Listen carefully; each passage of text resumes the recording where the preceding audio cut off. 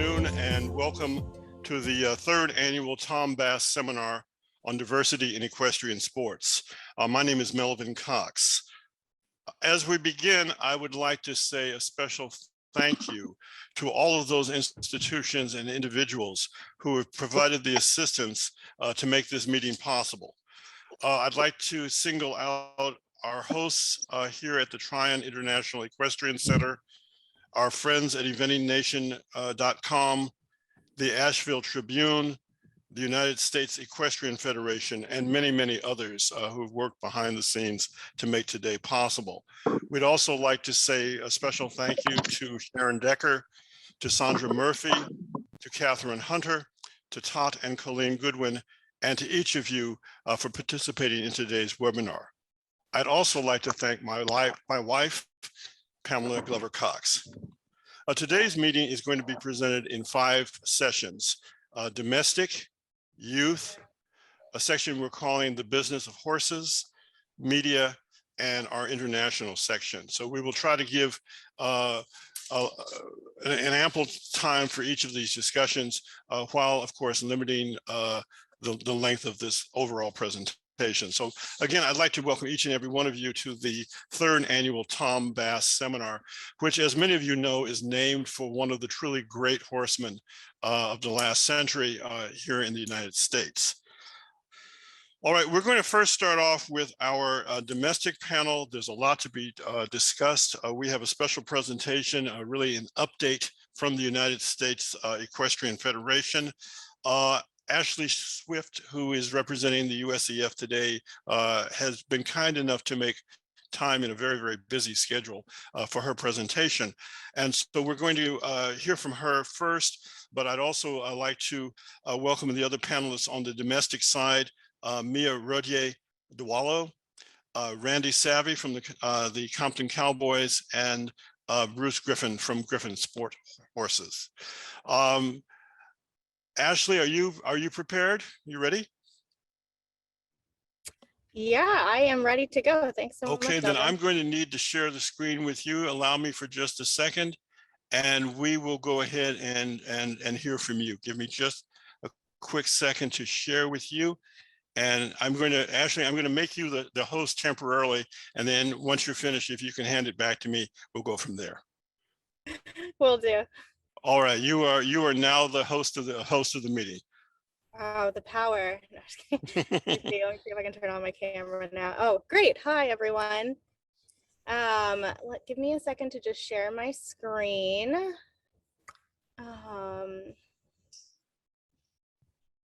see how this goes. Oh, looks like I need to.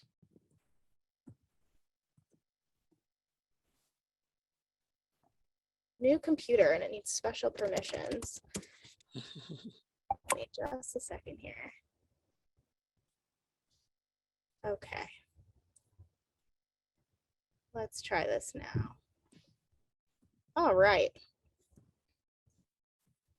I think you can see a lot of different on my background right now. Good.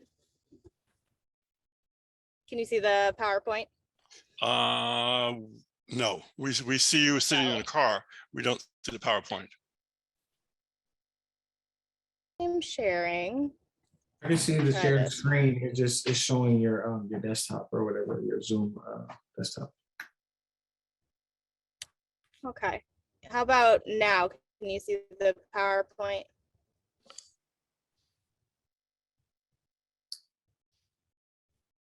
Yep.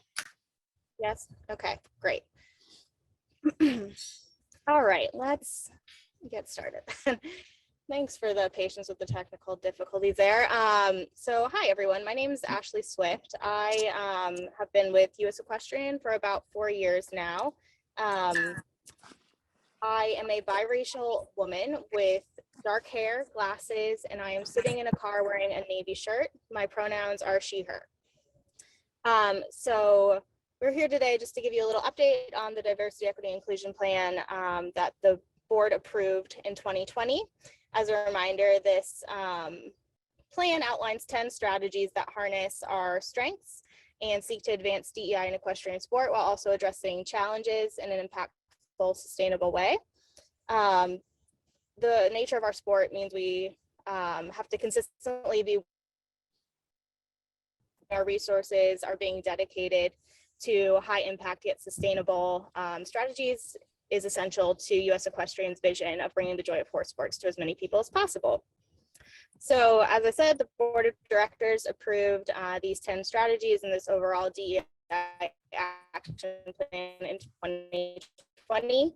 And you can find a link to that full report at uscf.org/about-us/diversity inclusion.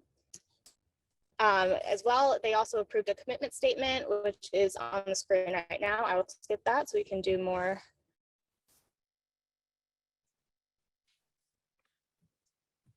Yeah, Ashley, we seem to be losing you, unfortunately. If I, do you want me to try? It might be easier. Do you have this handy? No, I don't. Okay. If you turn your video off, it might give you a stronger stream. Like your Okay, let's try that.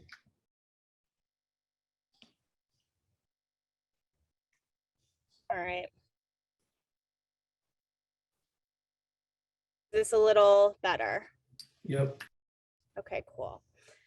Great. So these are our 10 strategies. They will be rolled out in phases over the next 3 to 5 years, separated out into 3 different categories: people, policies, practices. So I'm going to about a few of these and where we're at. First is our community outreach organizations program.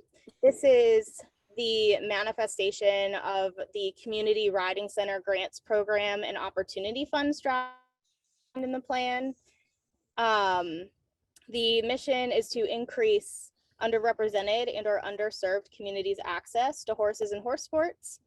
It's a 2-phase initiative, and the first phase is the application process for this program, which will offer a number of benefits to organizations that provide equine-based learning opportunities in their local communities. So namely being featured in a directory on our website and getting a logo as part of this program, and having the ability, most notably, to apply for a grant through the USEF Opportunity Fund, which will, the organizations must apply, and we've had more than 20 applications during the first round earlier this year, and we'll be connecting with the organizations in the next couple of weeks and making an announcement about who the first, of a better term, is for this program. Next, I Am US Equestrian is our new multimedia campaign dedicated to spreading the joy of horse sports while challenging the perception of who equestrians are and what it means to be involved in this sport. It's all about first-person storytelling and amplifying the voices of our members. And if you know someone who would be make a great story, whether it's a video, a written piece, please email social@usef.org. You can see all of our different videos at the Learning Center, read different articles through our magazine at the link here, and follow hashtag #IamUSEquestrian.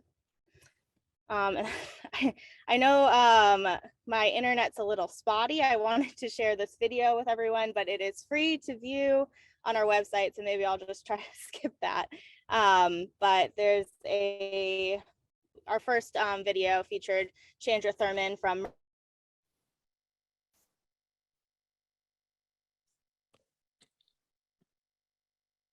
Cross Cassie, and it's Yeah, Ashley, you seem to be cutting in and out. Perhaps you can just paste the URL for the video into the chat so that everyone can, and at their leisure, have a chance to take a look at it. Yeah, sure thing. You know, I'll just cut this out now. Stop the share. Other things I wanted to talk about is our DEI education requirements. So all of our board members, let's see, I'm trying to figure out how to make you the host again, Melvin.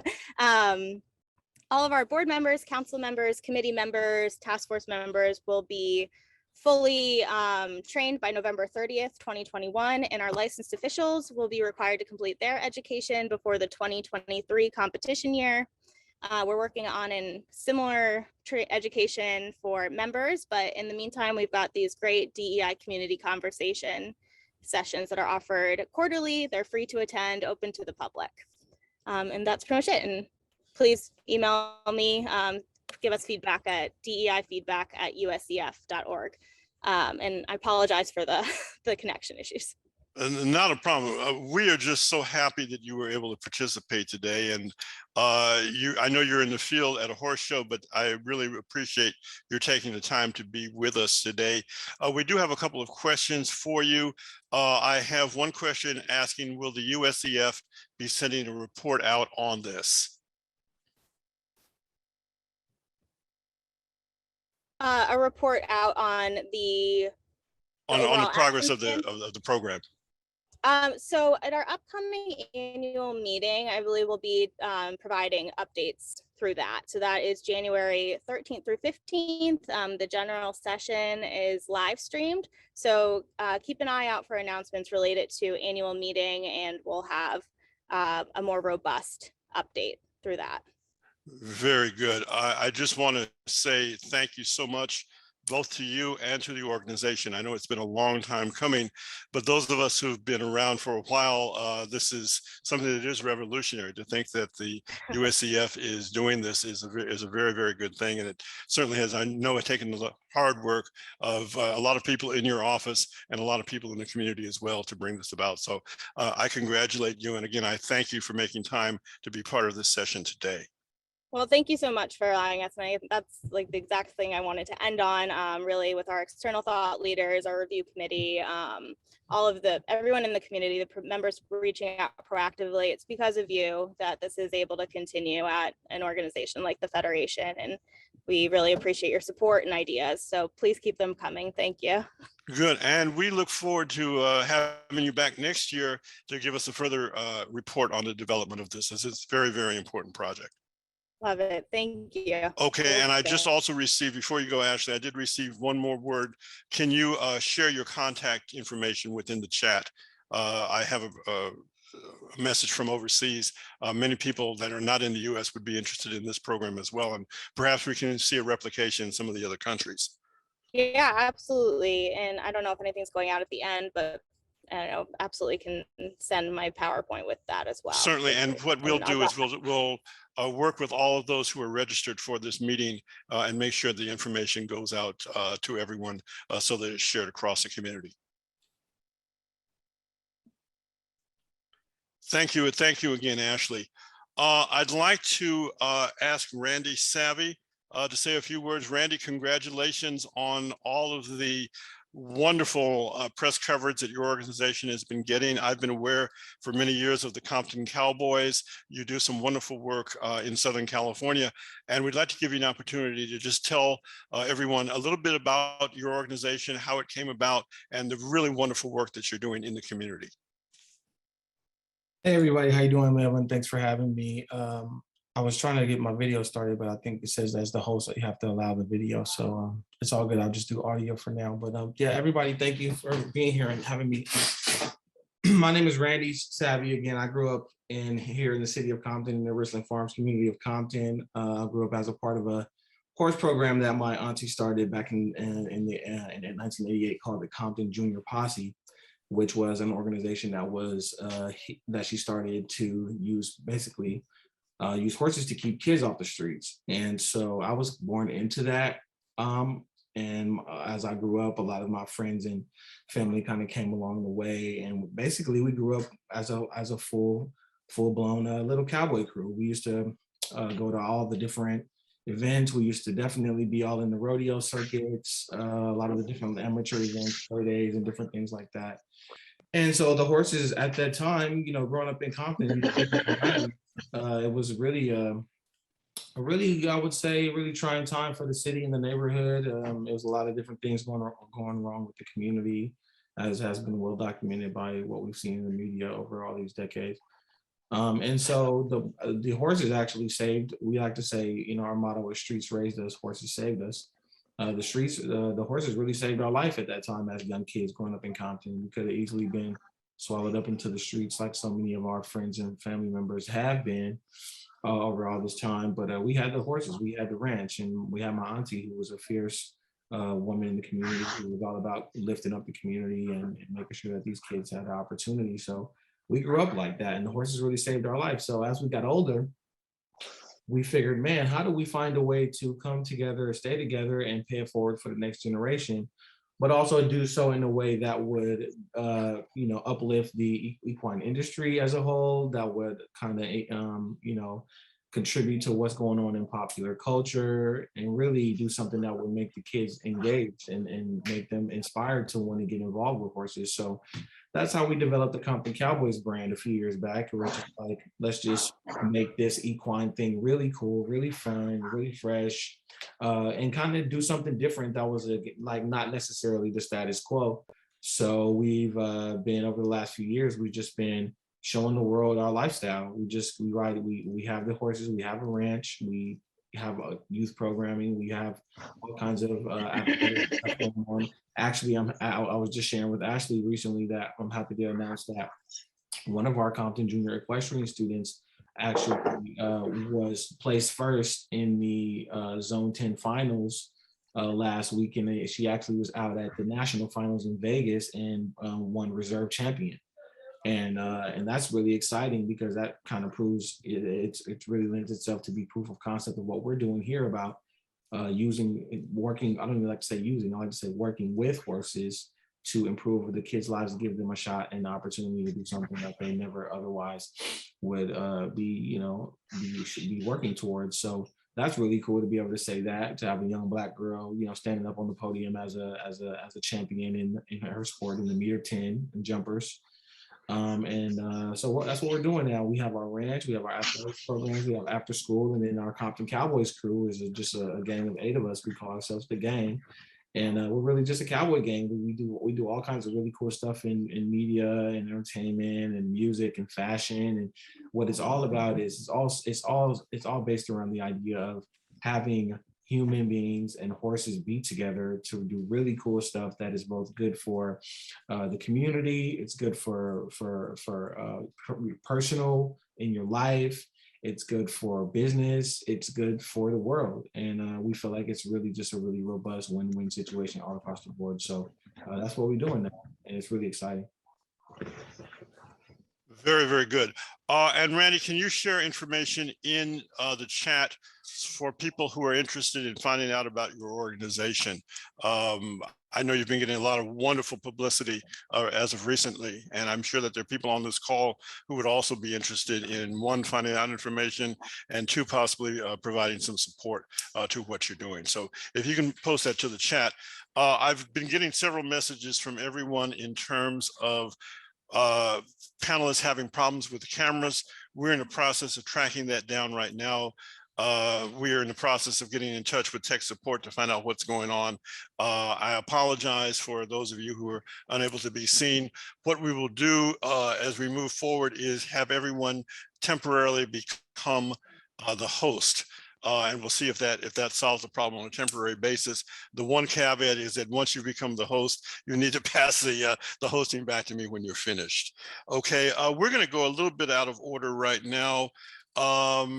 There are a couple of folks that are not yet on the call, but I wanted to introduce some of those who are coming in from overseas. Sandra Murphy, if you can come on for just a second and say hello, and then introduce your guest from the British Equestrian Federation as well. Sandra, I'm making you host temporarily. Oh, hi, Melvin. Hi. There you are. Hi, can you see me? Hi, yes. Everybody. It's great to be back here from attending last year. It was a wonderful seminar last year, and I'm very, very glad to be back here today. I'm going to introduce my guest. Her name's Mandana Meherapur, and she is the BEF, the Equality and Diversity Inclusivity lead for the British event in, the British Equine Federation. Are you there, Mandana? Yes, I am. Good. Let me just open my camera.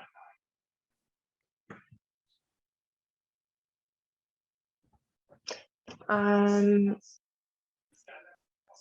think my camera is not working, but it doesn't matter. Do you guys hear me? Yes. Hi, nice to see you, everyone. I'm the new head of participation for British Equestrian, and I am leading on writing our EDI strategy for the industry, which is for all of our disciplines and other member bodies that are sitting under us as part of the equestrian industry. So it was really good to hear from USA Equestrian Federation about their strategy, about the pillars of the different elements they are looking at. And it is really actually nice here that this is happening everywhere in the world, and it's not something that we are focusing on in England and UK around equality and diversity and inclusion for our sport. So I'm just going to leave it at that, and really nice to be here. Very good. Well, we're very honored to have you. If you can do us a favor as well and post some information into the chat, we would appreciate it. And we, of course, would like very much to stay in contact with what's going on in the UK around the diversity issues. So, Sandra, if you can give us a little bit more information as to what's going on in the UK, I think it would be very much appreciated. Okay, thanks, Melvin. So basically, I don't want to say, can you share my screen, please? So yes. PowerPoint up, please.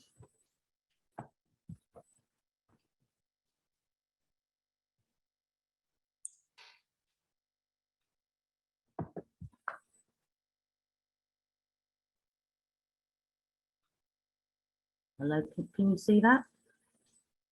I don't think it shared it.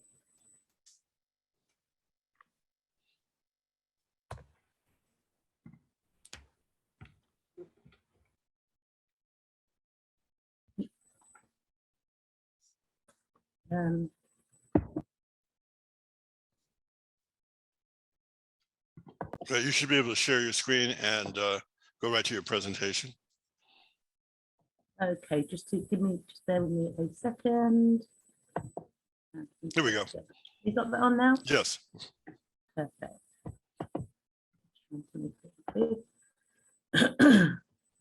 So there's a little bit about myself. My name is Sandra Murphy. I'm a horse owner and trainer and breeder with over 50 years experience. I'm the only black equestrian I was the only black equestrian competing for the Royal Air Force in the UK and Europe from 1985 through to 1995. I'm a qualified international speaker on equine nutritional hydrotherapy, and I've spoken in various different countries across the world.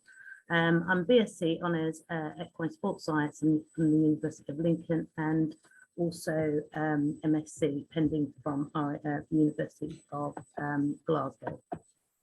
I'm the Managing Director and International, the Equine Nutritional Hydrotherapist with Equidite UK, and I won the British Black Veterans, the British Veterans Entrepreneur of the Year Awards in 2019, and the British Black Business Awards in 2020. The reason why I'm saying this is because we have a section on entrepreneurship later on, so I just wanted to get it all on the same PowerPoint. My company, Equidite UK Limited, is the world's first liquid feed for horses. We believe hydration is the key to health or vitality and equine welfare. So having developed the world's first liquid feed for the horses back in 2014, I run the only black female equine nutrition company in the UK. And the only one in the world to have gained a European patent for a liquid feed. So we pioneered the concept of equine nutritional hydrotherapy, which is used to increase hydration using natural soluble fibre. Now, you can lead a horse to water and you can make him drink. But we also installed the world's first equine smoothie vending machine to deliver hydration to horses whenever they need it whilst they're away from home. And we're hoping to expand into America. So this is a video that I'm going to hope you can see. I'm going to play it for you. Play it. Oh, maybe it won't play because of the bandwidth. Oh, no, it's coming. Here it comes.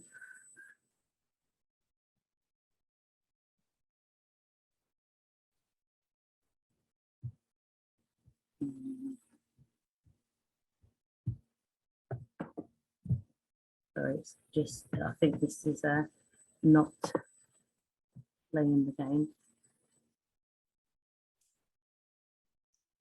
Right.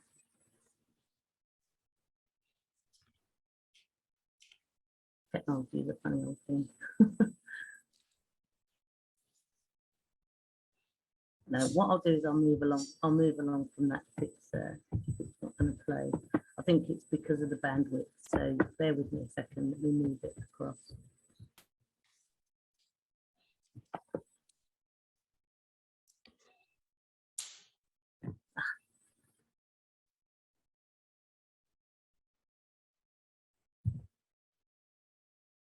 Sorry about this. It's just not happening for some reason.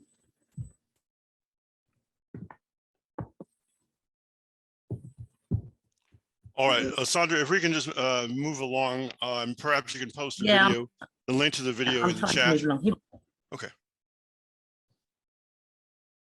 Yeah, I'll put the link up. Okay, so we're moving on, and so so we're going on to the birth. What we've done in the UK, we have I founded a social media platform on based on my struggles and my daughter's struggles that we faced in the equine industry over the last 50 years. I wanted to create a platform to increase support, advice and representation of BAME in equine in the UK. Over the last 18 months, Birth have created a strong cohesive team of committee members. We've organised regular meetings and seminars with NGBs, universities, professional equine bodies, as well as the wider social media group. And we've officially recognised as the first BAME to be group to speak at the Equine National Equine Forum 2021 in its 29-year history. Our membership is increasing, forging links with similar organisations in the USA and other countries. More equine organisations are joining us to support our goals. The aim is to collaborate with these organisations and share ideas and strategies. We've put together a couple of teams of BAME junior, senior and veterans and mini teams to showcase BAME talent within the group. Development of these teams by attending training and competitions across the UK. Potential to be highly visible at many top shows across the UK, supported by the equine organisations. Have an impact in the media and social media with a holistic approach to sponsorship, collaborations and allyship. Produce role models and imagery for the equestrian industry. We also have a couple of projects that we're running at the moment. One of those is the Block project and the other one is the B-Race Centre. The ongoing projects at the moment. The Birth Landex Outreach Collaborative project, Block, was initiated by Linda Greening, who's created a collaboration of land universities in the UK to allow the sharing of equality, diversity and inclusion resources across the university network. Consulting widely to understand the needs of the BAME community. They're also exploring this and establishing relationships with BAME community. They're creating impartial, promoting all partners off-the-shelf subject-specific outreach materials tailored for delivery into the BAME communities. Sandra, if you don't mind, if you could explain the acronyms that you're using, BAME and BIRF. I don't believe that many of us in the US are familiar with those terms. All right. Sorry about that. BAME is the Black, Asian and minority ethnic. That's what BAME stands for. And BIRF stands for the Black Equine. Sorry. Very good. All right. Sorry, BIRF stands for the BAME Equine and Rural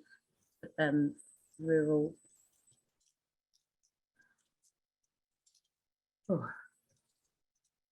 yeah, I'll move on. I will move on to that. Sorry, Melvin. I just have to explain that I've got a bit of brain fog because I fell off I came off my horse and injured my my head, and so I'm trying to explain that this is a part of the concussion that I've had. So I'll get through it. It's all on my notes. If I can just carry on my notes, if that's all right. We understand. Sandra, if you can do that and pass the hosting back to me, I'd like to introduce several of our other guests, and then we look forward to hearing the rest of your presentation in just a few moments, if you don't mind. Okay, no worries. How do I do that? How do I post that back? You just simply need to right click next to my name and make me the host again, please. I think I've done that already. How do I do that now?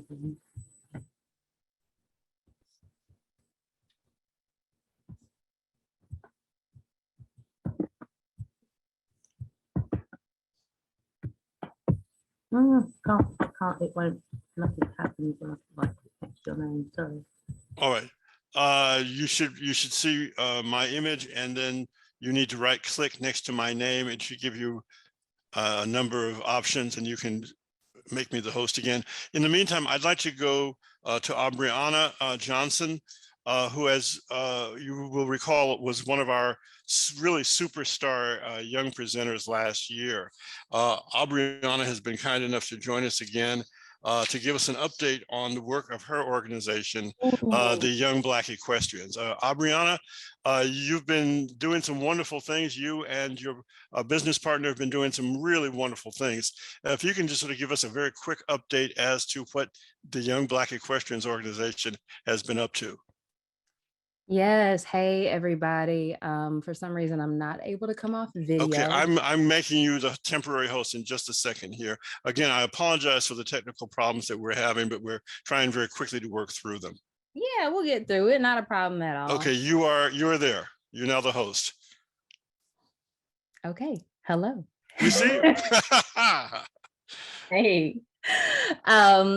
So I just want to say, hey, everybody, I'm Aubriana, and I'm the host of Young Black Equestrians. And we are a podcast that discusses the passion, culture, and lifestyle of the Black horse industry. So in this year, we have done quite a lot. But I don't think it's really been in direct relation to the podcast. We've had some of our own personal things happening, our personal, businesses kind of doing what we're doing there. So as far as the podcast goes, we've continued to hold space for hearing stories of Black equestrians all over the country, having interviews and sharing experiences, and actually getting to visit some of these people.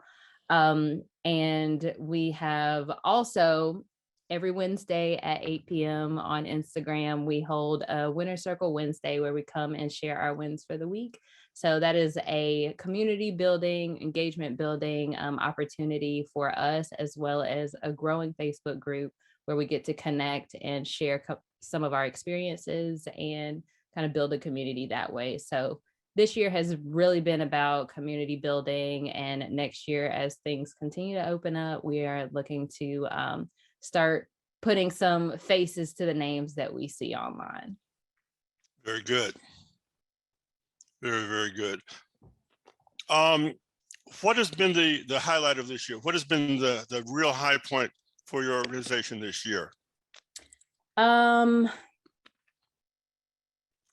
One of the highlights of this year for us has been really the continued support. It's not a specific time period or a specific event, but with all of the events of last year and how the amplification of Black voices has now, kind of dwindled a little bit.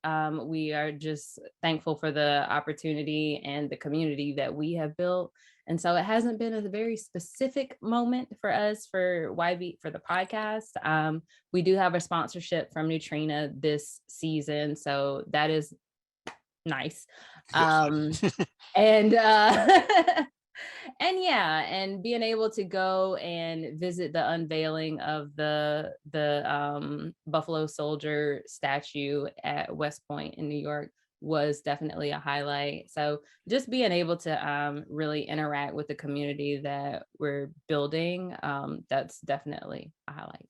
But and you found the community to be receptive to your work? Oh, absolutely. Mhm. Absolutely. Yeah. I mean, you know, we were invited to attend, and you know, there's always inboxes, messages, DMs, people are buying merchandise just to share, you know, tags on social media, things like that. So it's kind of been a little bit of a last year we did a lot, you know, Mhm, everywhere, mhm. having conversations, facilitating different types of thought leadership. But this year has kind of been, you know, just the downwards on the roller coaster, and ramping up for next year.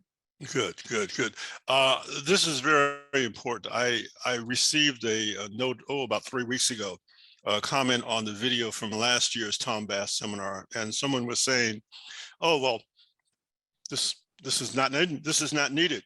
And I think the comment, as I recall, was, "If you want to ride, just ride."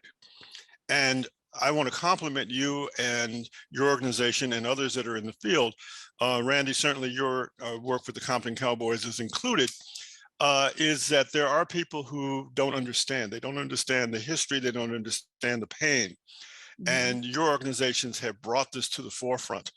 And Yeah. for those of us who've been around for a minute or two, it's really refreshing to see some of the younger people bringing these questions to the fore and making the road a lot smoother for all of us and for generations to come. So I want to just publicly thank you very much for the work that you do, and to continue doing the work. And we hope to see you back again with us next year. Well, if you'll have us, we'll be here. Oh no, we'll definitely have you. Don't worry about that at all. That's good. All right. I want to, if you can throw the hosting back to me, Aubriana, when you have an opportunity. I appreciate it. Thank you.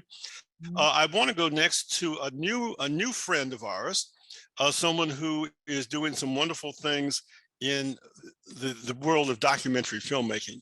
And I'm talking about Jeff Chambers from Texas, who I met, maybe 6 or 7 months ago, and had a chance to have a meal with several weeks ago. Jeff is doing some wonderful things in terms of documenting some of the stories that are coming out. He's been paying particular attention to work that's being done by Shana Simon and her team that has been represented very well in the world of paradressage. So Jeff, if you can just tell the group a little bit about what you're doing and what we can expect from you in the future, I would really, really appreciate it. Yes, sir. Thank you for having me. Let me see, do I need to be on camera or? Yes. All right. I've thrown the hosting to you, Jeff. All right, sure.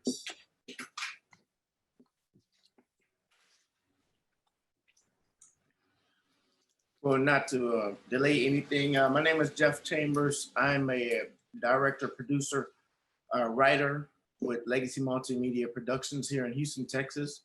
And well, basically a filmmaker. I take stories and bring them to life as far as in the film industry. And the one thing that I'm very, very passionate about is documentaries, telling the untold stories of people who have incredible stories. And through my journey of filmmaking, and especially in documentaries, I've come across some amazing people. And one of those people just so happened to be a young lady by the name of Shana Simon. And once I reached out to Shana just to see what her story was, it was amazing. And I knew immediately I needed to, let's see, I turn my camera on here. All right, there we go. There you are. All right. Yeah, so once I reached out to Shana, I got a lesson in equestrian sports. I didn't know exactly what the sport she did was, but I was interested in knowing more. So in knowing more, she opened up a new world to me that I just became very, very passionate about. And so I just wanted to make sure I told her story and documented it for the world to see. And in doing so, I traveled to Tryon, North Carolina, where I met a young gentleman by the name of Melvin Cox. And we hit it off right away. And Melvin was telling me about the things that he was doing out there, which was very interesting and aligned with the things that I wanted to do as far as getting more of diversity stories out in the film industry. So it was almost a match made in heaven. Once me and Melvin sat down and talked about what his goals were and what my goals were, we aligned them and put them together for a partnership to be able to start telling more stories and getting more diversity, not only in the sport, but on telling those stories on the big screen. So that's kind of what I'm doing. I'm bringing those stories to life through film and television with the help of Melvin, and definitely looking forward to partnering up with as many organizations and as many people as we possibly can, so we can get more diversity and more stories into the mainstream headline. I know it's just been a long road to get more faces like us out and let the world know that this sport is for everybody. So hopefully with my partnership with everyone, we're going to make that happen.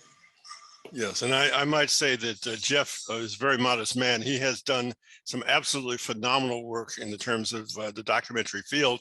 And one of the projects that I first saw that really showed me the seriousness of his work is a piece that he did on some of the African Americans competing in bull riding. And tremendous piece that he did. It really explained the sport very, very well, and was a representative of the seriousness that it takes to succeed in a very, very rough business. So Jeff, you're to be complimented as well for your work. Thank you so much. I really enjoy being here, and I'm learning a lot. As I learn, I apply. So I'm ready to apply with you all. Well, we look forward to working with you and to seeing some really fabulous coverage come out of this. Because of the technical problems that we're having, we're going a little bit away from our agenda that we'd set up, but I think it's good nonetheless. We're next going to hear from two people who are working in the sport of eventing, and I want to go first to Sally Spicard, who is the editor of Eventing Nation magazine. And then I want to focus attention on Lydia Hayward, who is a young lady who I think we're going to be hearing a lot about in coming years at the Olympic level. So if we can go to, Jeff, if you can just give the hosting over to Sally, and then Sally, if you can hand it over to Lydia, we'll go from there. But I want to hear from these people who come to us from the world of eventing and have them share their story as to how we're making progress in terms of diversifying a very, very important Olympic sport. All right, so Melvin, I did jump the gun a little bit, and I sent the hosting back over to you. All right, well, then I'm going to turn it over to Sally for just a second. Let's see, Sally, if I can make you the host. Okay, Sally, you're now the host, and we'll go forward from there. Great, thank you, Melvin. Let me just get my video on. Full disclaimer, I'm at my parents' house and my Wi-Fi is not the best close to the router, but if I start to get bad connection, just let me know and I'll turn my video off, okay? Perfect. All right, well, thank you so much for having me again. I was here as a panelist / participant last year and really learned a lot about the industry and how much progress we are making and still have to make. So it's a huge honor to be here and huge honor to be representing Eventing Nation and Horse Nation, as well as Strides for Quality Equestrians today. So just a quick update about me. For anybody who doesn't know, I am the managing editor of Eventing Nation. I'm also a steering committee member for the organization Strides for Quality Equestrians. We were established in 2020 and are primarily eventing focused right now, but have really started to expand out to other disciplines as well. The main goal of the organization is to educate and also help provide opportunities for riders from diverse backgrounds to have more opportunity in the sport. So we were really pleased to give out a first scholarship through the very generous sponsorship of the USEA Foundation, as well as a woman named Edie Romeka. I'm sure I probably didn't pronounce her name correctly, but she's a very special person who has allowed us to give 2 riders now opportunities to go and receive all expenses paid training and boarding at Sarah Murphy's facility in Virginia. Sarah is a very well-respected eventer and show jumper, and who has graciously volunteered to be our mentor, our first mentor for our scholarship recipients. So we've been really happy to award Helen Castile and very recently Sierra Lesney awards to go down and train with Sarah. So we're very excited about the opportunities that we're doing a very small part to contribute to increase diversity in the sport. On the Eventing Nation side, I had the opportunity to travel to Tokyo this year to cover the Olympics, the Olympic eventing. And that was a huge honor for me to just, for my background in Korean and being adopted. So, not growing up seeing a lot of people that looked like me in sport. This was a huge year for Asian eventers. We had teams from Hong Kong, China, Thailand had a team, Japan had a team, and there's an Indian rider there too. So Asia was very well represented at these Olympics. Probably one of the first times I've ever seen so many full teams of Asian riders. So that was a really huge honor for me to be able to witness, and hopefully it inspires more people to kind of get involved and want to start riding. So, at Eventing Nation, we're very proud to continue to find ways to do profiles on programs that are doing a lot of this important DEI work, as well as riders of color, not just talking about the fact that they're riders of color, but more importantly, talking about their accomplishments. I think sometimes, and maybe we'll get into this later, but I think a lot of times media thinks, oh, we have to talk about race issues and kind of talk only about the adversity people have faced. And while I acknowledge that's important, I think it's also important, profile people for their accomplishments too, and not just a minority rider. So that's something that we feel strongly about, and we can always do more. So any riders that you guys see out there that you think would deserve to have some sort of profile done, we're happy to do them, and we want to write as much as we can about riders from all types of backgrounds. So it's just a part of our ongoing work, and it's a huge pleasure to be here. All right, well, it's a huge pleasure to have you. Thank you so much, Sally. Yeah, of course. All right, let me just throw this back. Do you want me to give it to you or Lydia? To go ahead and go to Lydia. Okay, let me see if I can make host. All right, here you go, Lydia.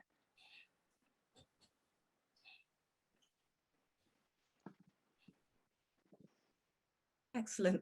Thank you, Sally. Lovely to hear from you, and fantastic to be here today. It's the third time I've attended, usually as just an attendee, and thank you, Melvin, for inviting me as a panelist this time. Just going to introduce myself. I've been riding since I was 11, and I was born in the UK, and I've been riding in the Cotswolds with my mum, and she's definitely the driver of how I got into the sport. My mum's British and my dad was Jamaican. I am single mother household, and that's brought its own challenges with this expensive sport, but she's really stood by me. And it's a sad time right now, because I found that my mum's actually just not able to be training with me on a daily basis like I'm used to. So there's a lot of change happening. She's battling motor neurons disease now, and I'm really, really proud to have widened my circle this year through cool ridings. I think it's really important to have a team around you in this sport and the community, people that you resonate with. And that's not something that I had as a teenager. I went through Pony Club a little bit lonely. So cool ridings is a membership community of riders that have the ability to represent developing nations.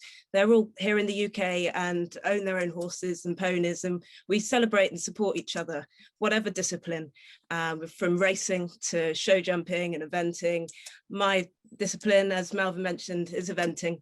I've enjoyed the sport since 2012, and I did get tickets to the Olympics. I went and watched with my mum in Greenwich, and I saw Samantha Albert represent Jamaica, and it was really inspiring to see the flag up on the main screen.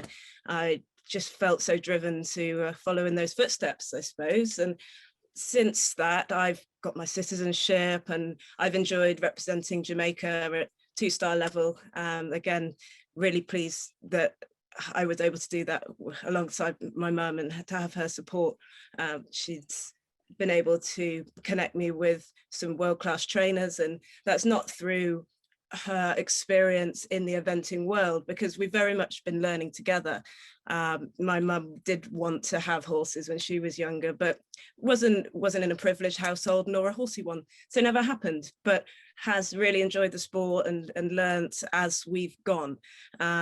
So the research on the internet has meant that I've been able to get in touch with these world-class trainers, and I'm grateful for that, because you really need the excellence around you.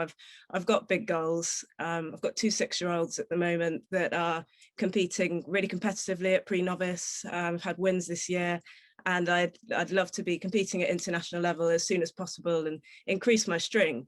I'm very driven. I do work in insurance, horse insurance. If anybody's looking for a policy, just give me a call. And I managed to fit a lot in. I've done a couple of series with Horse and Country TV, which has been fantastic, and the city riding schools have shown interest in watching those series, where they wouldn't normally if Pippa Funnell had done one, perhaps, because they don't relate with her as a person, if I may say so. The Cool Ridings members, I'd love to get involved in things like that. You know, media work does help you become a well-rounded athlete, and I think that you need to be able to increase your profile and find owners that are happy to invest in you as an athlete. So having that personality that's approachable is vital. I think our sport does need modernizing. I've seen some progress in the past year or so. I've been touched to be involved in some fantastic campaigns, and created some great opportunities for Cool Ridings members also.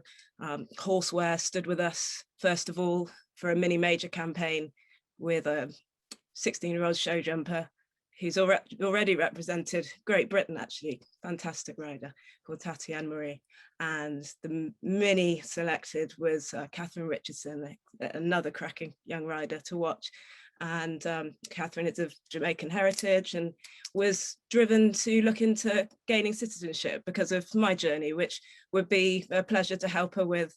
The High Commission has been really helpful to me, and the High Commissioner himself has celebrated what I'm doing and keeps in touch. And I'd like to think outside of the box, and communicating with the Jamaica Tourist Board is something that I think will blossom, because our demographic is a wealthy one. We are well traveled when COVID doesn't get in the way, and visiting the Caribbean, I mean, what's better? And Jamaica being creme de la creme, in my opinion. So yeah, there's a lot of ways that we can align with different agencies and corporations to make sure that funding comes to the right places. And it was lovely to meet with Mandana in London from the British Equestrian Federation to speak about their plans, and look forward to maybe aligning on some of those along the way. I've got a few things that I can talk about, but I won't take up too much time. If there's more opportunity later, let me know. Okay, good. Thank you. One of the things that we do want to know more about, Lydia, is your work with one of the organizations that I think is really at the very top of addressing the diversity issue, and that is the Ebony Riding Club in Brixton. Can you just tell us very briefly about that experience? I know you've been running some classes with students there. Ebony Horse Club is a fantastic organisation.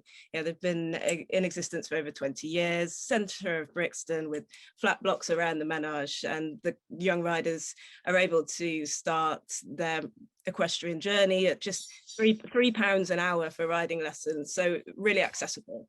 And when I started riding for Jamaica, I thought, you know, I can really broaden some horizons with this news, and Ebony Horse Club was well covered by BBC and things, so I got in touch and they welcomed me to come to the yard. Since then I've done some clinics and I'm a mentor there. It's somewhere where they can, you know, young riders have got a community, and that's really what drove me to create Cool Ridings, because that community is something that not all riders have, that are kind of first generation equestrians getting competitive if they're from underrepresented communities.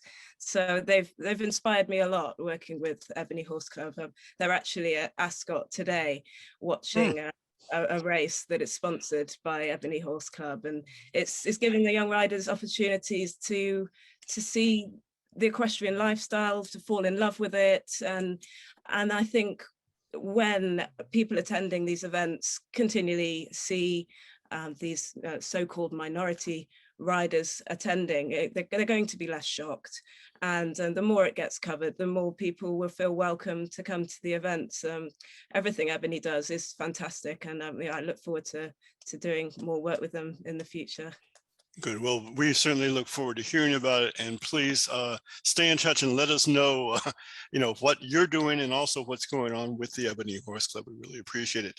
A little bit of housekeeping. We're going to introduce one more panelist, and then I need to go back to Sandra, and hopefully we'll get her presentation in without any further technical difficulties. And then we're going to open the floor. We're going to go a little bit away from our format, our usual format. We're going to open the floor up to just a discussion and have everybody online come in. And those of you who are watching from home, please feel free to send in messages via the chat. And we'll get as many of your questions answered as we possibly can. All right, we're next going to go to a very dear friend who has been a writer, or journalist, and just a general supporter of the equestrian sports for many, many years. I met her years ago when we were both working with Horse TV. And she is someone who has been to a lot of different things and done a lot of different activities, all based in the horse world, has written books for children, and just a wonderful person, the author of The Tao of Horses, and that is, of course, Elizabeth McCall. Elizabeth, I've just made you host, and if you can tell the group a little bit about what you do and your perspective on all of this, we really appreciate your being with us this afternoon. You caught me by surprise there, Melvin. I thought I was until afternoon. Okay. Well, just say hello to everyone. Hi, everybody. I was going to be on video. I'm not sure if I can video from my phone here.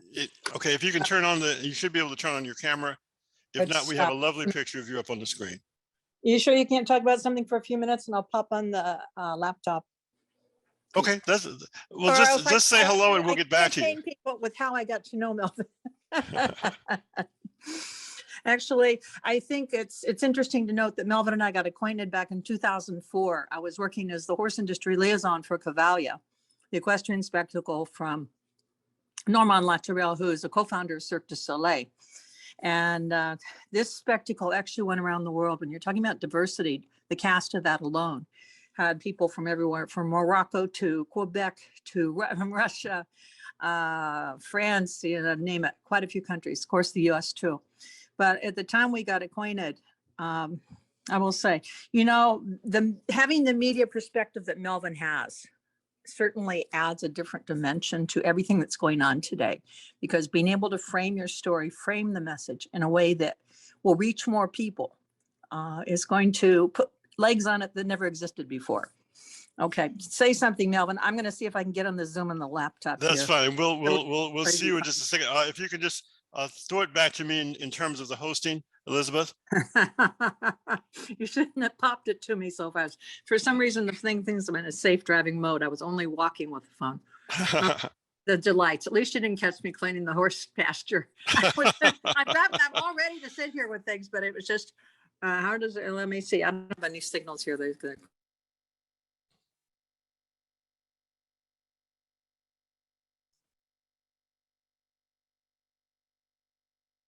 Yeah, you should be able to just right click on my name and send the hosting back to me. And again, oh, great. Okay, we're there. All right, we're going to go back to our friend in the UK, Sandra Murphy. Sandra, are you able to move forward with the PowerPoint presentation? I've just made you the hostess. Hi, Melvin. Yeah, I'm sorry about that earlier. I get a bit muddled up. Could you swap the hosting? Yes, you're the host now. Right, let me just share this screen.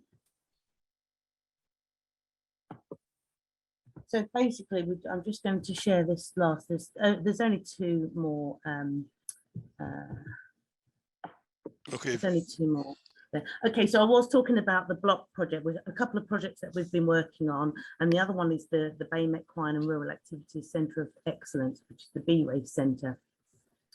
The equine industry in the UK contributing 7 billion a year to the economy, with around 1 million horses in the UK. And the industry has a gross output of 3.3 billion a year. Unfortunately, even up to 2019, there is still no data for the amount of the number of BAME riders, participants, owners and grooms or BAME people interested in the equine industry. Therefore, understanding the scale of this is this underrepresentation is a problem when no data exists to quantify it. So providing a residential facility with an infrastructure available for BAME people who wish to participate in equine is really important. Providing a facility that has good competition horses, the right equipment, access to qualified trainers and local access to excellent accredited training facilities. Now, this is one of the things that we want to try and bring about, but we obviously need some funding and we need help with this. But I'm just going to play a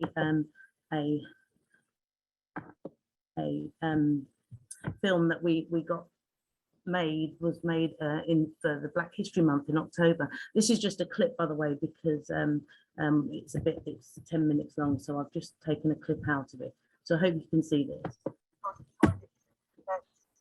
was enough. We need to find out if there's other people of colour doing what we do or doing what I do.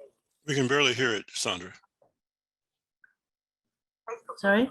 We can barely hear the video. Which is a real energetic group. Now people can come to the birth page on Facebook and really find out that there are other people doing what they do. And Yeah, you may want to make it full screen. Yeah, sorry. I'll start that one again because it's got subtitles. Enough is enough. We need to find out if there's other people of colour doing what we do or doing what I do. I started up a Facebook group called the BAME Equine and Rural Activities Focus Group, which is a real energetic group. Now people can come to the birth page on Facebook and really find out that there are other people doing what they do and all the opportunities that are open to them. Now to meet Sandra, equestrian enslaved, who I met online, she gave me a lot of support, insight information on competitions as well as business events, and I cannot wait to meet her in person, public brand AI, and also with them. Hi! I'm Prissy, how are you doing? Good. Oh my God. I'm good. Yeah.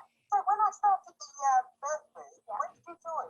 I remember seeing your first single conversation on the event in the UK. Yes. So I got taken down, and that's when I was like, yes, I think the phone is good, because I've always thought, I thought in my mind it was an issue, but I never knew that anyone had experienced it. Right. And I was like, it's a thing. That's when I was like, let me see what other people's experiences are, and it's great to have a community with people from similar backgrounds, but I can talk about these things. I always felt like I couldn't express it.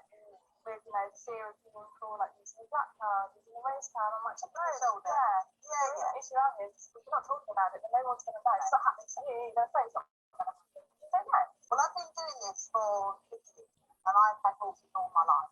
And it's really nice to know that some people are kind of doing the same thing as I do. I brought my daughter up from 40, and I put myself throughout the RAF. So it was really nice. And when I got the opportunity to start birth club, it was so exciting because there was a lot of support, and it's a support that really drove me, and it's support to allow the support that allowed me to have a voice. Yeah, like you say, because before, like you said, it's like chicken and salt. Yeah, you can't say that. Close ranks. Yeah, it's closing of ranks that are hard to find. So great to have an online community. We're all able to get together, obviously through birth, and get to know each other. But we're all out there helping each other out and support each other. It's a really great community.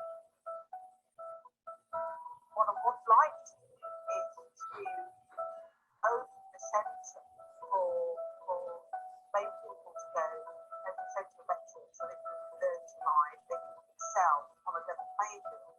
But the biggest problem we have getting late people with the ethnic minorities on board is the fact that there isn't the infrastructure there for them where they live. I've been in the equine industry for over years, and I've seen a lot of things happen. Sandra, we're having real problems with the audio and also with the video. We're getting probably a frame every 3 or 4 seconds.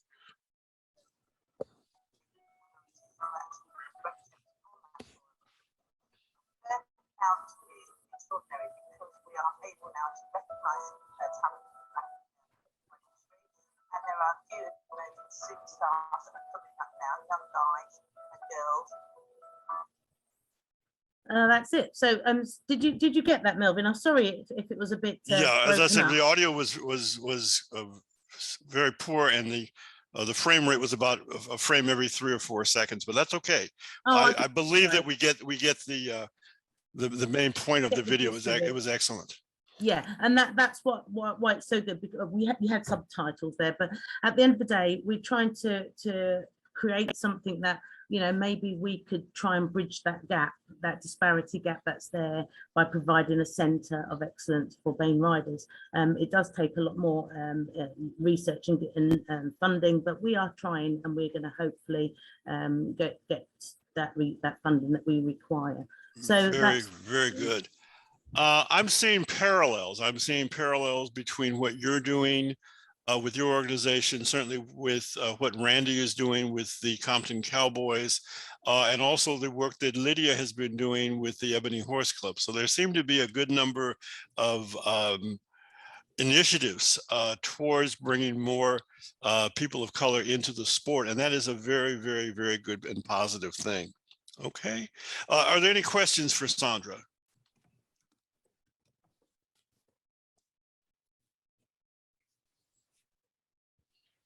Okay, if anyone wants to put in chat, let's see here. All right, Elizabeth is back on line on her laptop now. Let me see if we can go back to her temporarily, and we'll continue our discussion, because one of the things that I want to do, and we have people from a number of different disciplines, but for Jeff and for Elizabeth and for others who are involved with the media, I'd like to throw the forum open for just a few minutes to talking about how riders of color, how entrepreneurs of color and others are seen in the media. And certainly, Sally, please feel free to weigh in on this as well. But there seems to be a great discrepancy between what we've traditionally seen in the media and the reality that we all know exists. So we'll start off with Elizabeth. We'll then go to Jeff, and then over to Sally. All right, if I can go ahead and make Elizabeth the host, and then she'll throw it over to Jeff and on to Sally. Thank you. Am I hosting? Yes. All right. I still don't have a video. For some reason, you've stopped my video, Melvin. Try it again. Oh, surprise. Yeah, there you are. Greetings from California to everybody around the world. This is a wonderful collection, and I applaud Melvin. He is always at the forefront of things. He was in China at a horse expo back when other people were not even realizing that there were a lot of things going there. Okay, about the media and horses and trying to get good stories about riders from many areas into the media. I think the stories have changed. Editors are looking for different things these days. Print publications are just a fraction of what they were. There are a lot of opportunities with podcasts. There are a lot of opportunities blogs. A lot of the different publications have gone to online newsletters that they don't want to pay journalists for. So something that's well written and interesting may be an option. But the point is to be able to tell a story. And it doesn't matter if you're saying, you know, gosh, I think Compton Cowboys has endless opportunities with that. I think things like the Buffalo Soldiers, and it hadn't crossed my radar that they put up a new statue. There are a lot of things that if you approach them in a way that's going to make it a captivating story, present the information well, and in a story format. We were talking, you had a documentary filmmaker on earlier. There are stories, you can't make up some of the stuff. That's what I found in years as being a journalist. You cannot make up the things that happen. I mean, even when we were talking about the first time I met Melvin at Cavalia, and he's asking these questions, and it just, you ask the question and you open somebody up and you get answers and stories that you never thought about. They're wonderful stories. They'll touch everybody. And I think that's where a lot of this lies. It's not, you know, it is wonderful when someone makes the Olympics. It's wonderful when we have all these people getting involved with horses and how to open these doors. I think to share the stories and find these good stories and find good storytellers, or find somebody that can help you craft your story in a way that somebody's going to watch.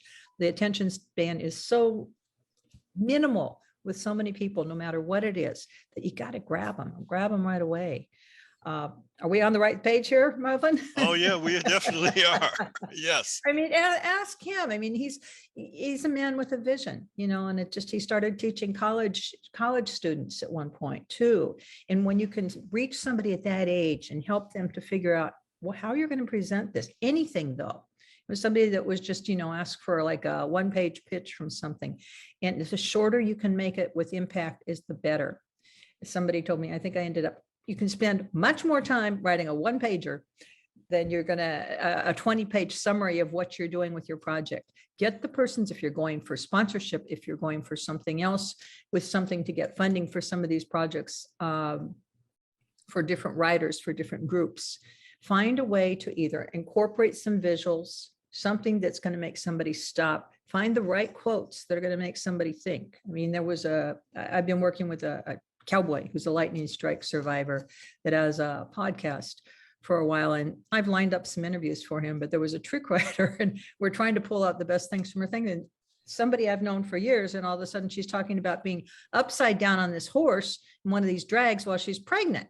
And it's just like, I never heard that story before. These things stand out. Everybody's got a story like that. And some of it is just taking the time to get to know people well enough. And believe me, I know their stories. I mean, I still remember Melvin talking last year about his grandmother saying, you know, you were at that show. Were there any other people in the club there? And that line stuck in my mind. I mean, how many people think about that? I don't know if you want to repeat that story, Melvin, but it did. I mean, that had such an impact on me. And I've known you for quite a few years at this point, about 20 years. Yeah. But it was something that I had never really thought about things in that perspective. It's being able to share those kind of moments, but also the bridges that are happening. I mean, the fact that we've got the UK here, you know, on the line at this hour, bringing people together, and Zoom is doing some wonderful things. You know, Briarfest reached 119 countries. And since they went to virtual, and they went to virtual because of COVID. So even when things look bad, if you can be creative, and the more you can get creative minds together, things are changing wildly. And this next year is going to be a turning point in a lot of things. And for anybody, any group, any people that are looking to get the stories out, get your cause, get your mission, make horses more available to people in any kind of an ethnic group or cultural group or a religious group. This is the time. Find a way to tell your story that's going to touch somebody in a way they haven't thought about it. Some of them are really good.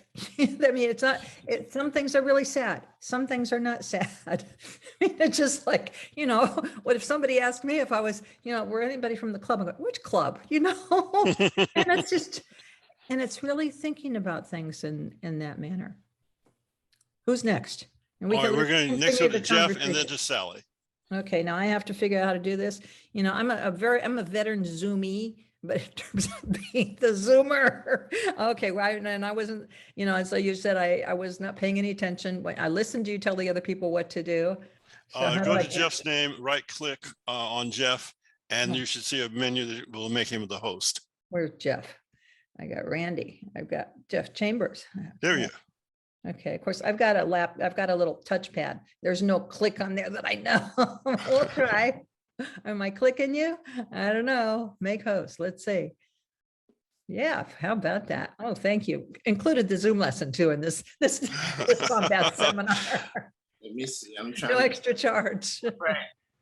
Camera should be on. I don't see myself. You're on. I Jeff. see you. We see you. All right. Well, good. Just want to piggyback off of what Elizabeth said. She said two things that stood out to me, especially being in the media industry. You Yeah. said bridges and well, I added barriers. So Yeah. when it comes to diversity in this particular subject matter in the industry, it was always more of a barrier there. Yeah. Where nobody wanted to tackle these amazing stories and tell these stories, bring them to life.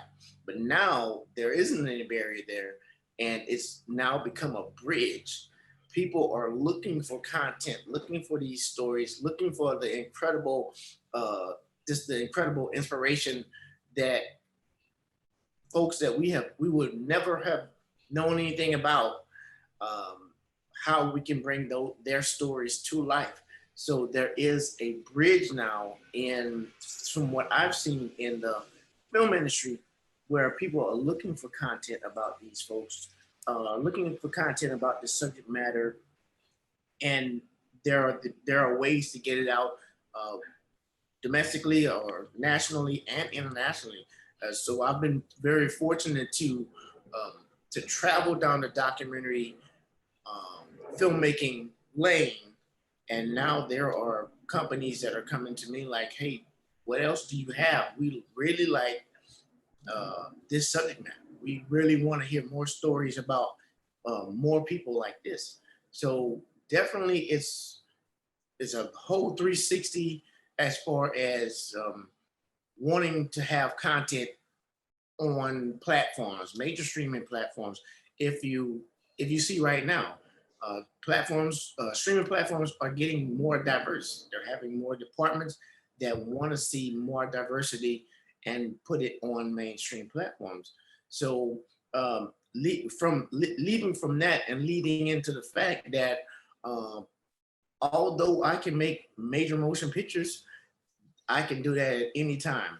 What I want to do is make sure that these stories get told and make sure that everyone knows about these stories. So definitely want to be a pipeline to really just bring the equestrian sport, the stories, the amazing people, the journeys, bring it all to the forefront in the next coming years and beyond. So it's ready. I mean, Can I jump in? Can you hear me? Yes. Go Yes, ahead, I interrupt? Elizabeth. What you're saying, you're touching on things I'm afraid I'm going to forget. You're exactly right. Hollywood is a big door that is opening in a lot of ways. Part of it is because they got their hands spanked for a lot of things. So they're opening the door to women, to all kinds of anything that touches on diversity. And there is a big need for content right now that is drawing. There's an organization that I got involved in this last, I don't know, since the COVID thing started, when I was started on my major Zooming, called the International Screenwriters Association. They've got extraordinary webinars. They do a lot of things where they've got filmmakers on there talking about it. They can help you, anybody that's interested in even improving their video content on something that they've got where you're trying to, if you're putting stuff online and, oh, wow, we put another video on Facebook or Twitter or Instagram, do it right, do something other than, that looks like everybody else's. Take International Screenwriters Association. They have a lot of things you can actually attend a lot of their webinars for free. And the membership is $10 a month for a regular membership, which I've been doing. Then it's just their educational department is extraordinary. You can get tips, things, you'll hear what's coming down the road. Kind of start looping into these things. Take those messages with you in terms of crafting what you're doing to get your story out. it'll work for anything. And that's right at the forefront too, because what's going on in Hollywood, that's going to give you a peek at what's coming down the road and a lot of other things. Because Hollywood does have, we can say the spotlight on a lot of the focus of any kind of media or any kind of story that's out there. And especially with so much online and so much of this drive for content. I mean, you said it, Jeff. I mean, you got it right there. And it's jump on the band, jump out there now while the search party's out there looking for new stuff. Absolutely. Sally, if we can get you to weigh in a little bit on this as well. Sure thing. One thing that comes to mind listening to you guys is, I agree, stories and the storytelling are always important. And I think there's always going to be an opportunity for the story represented writers that I see.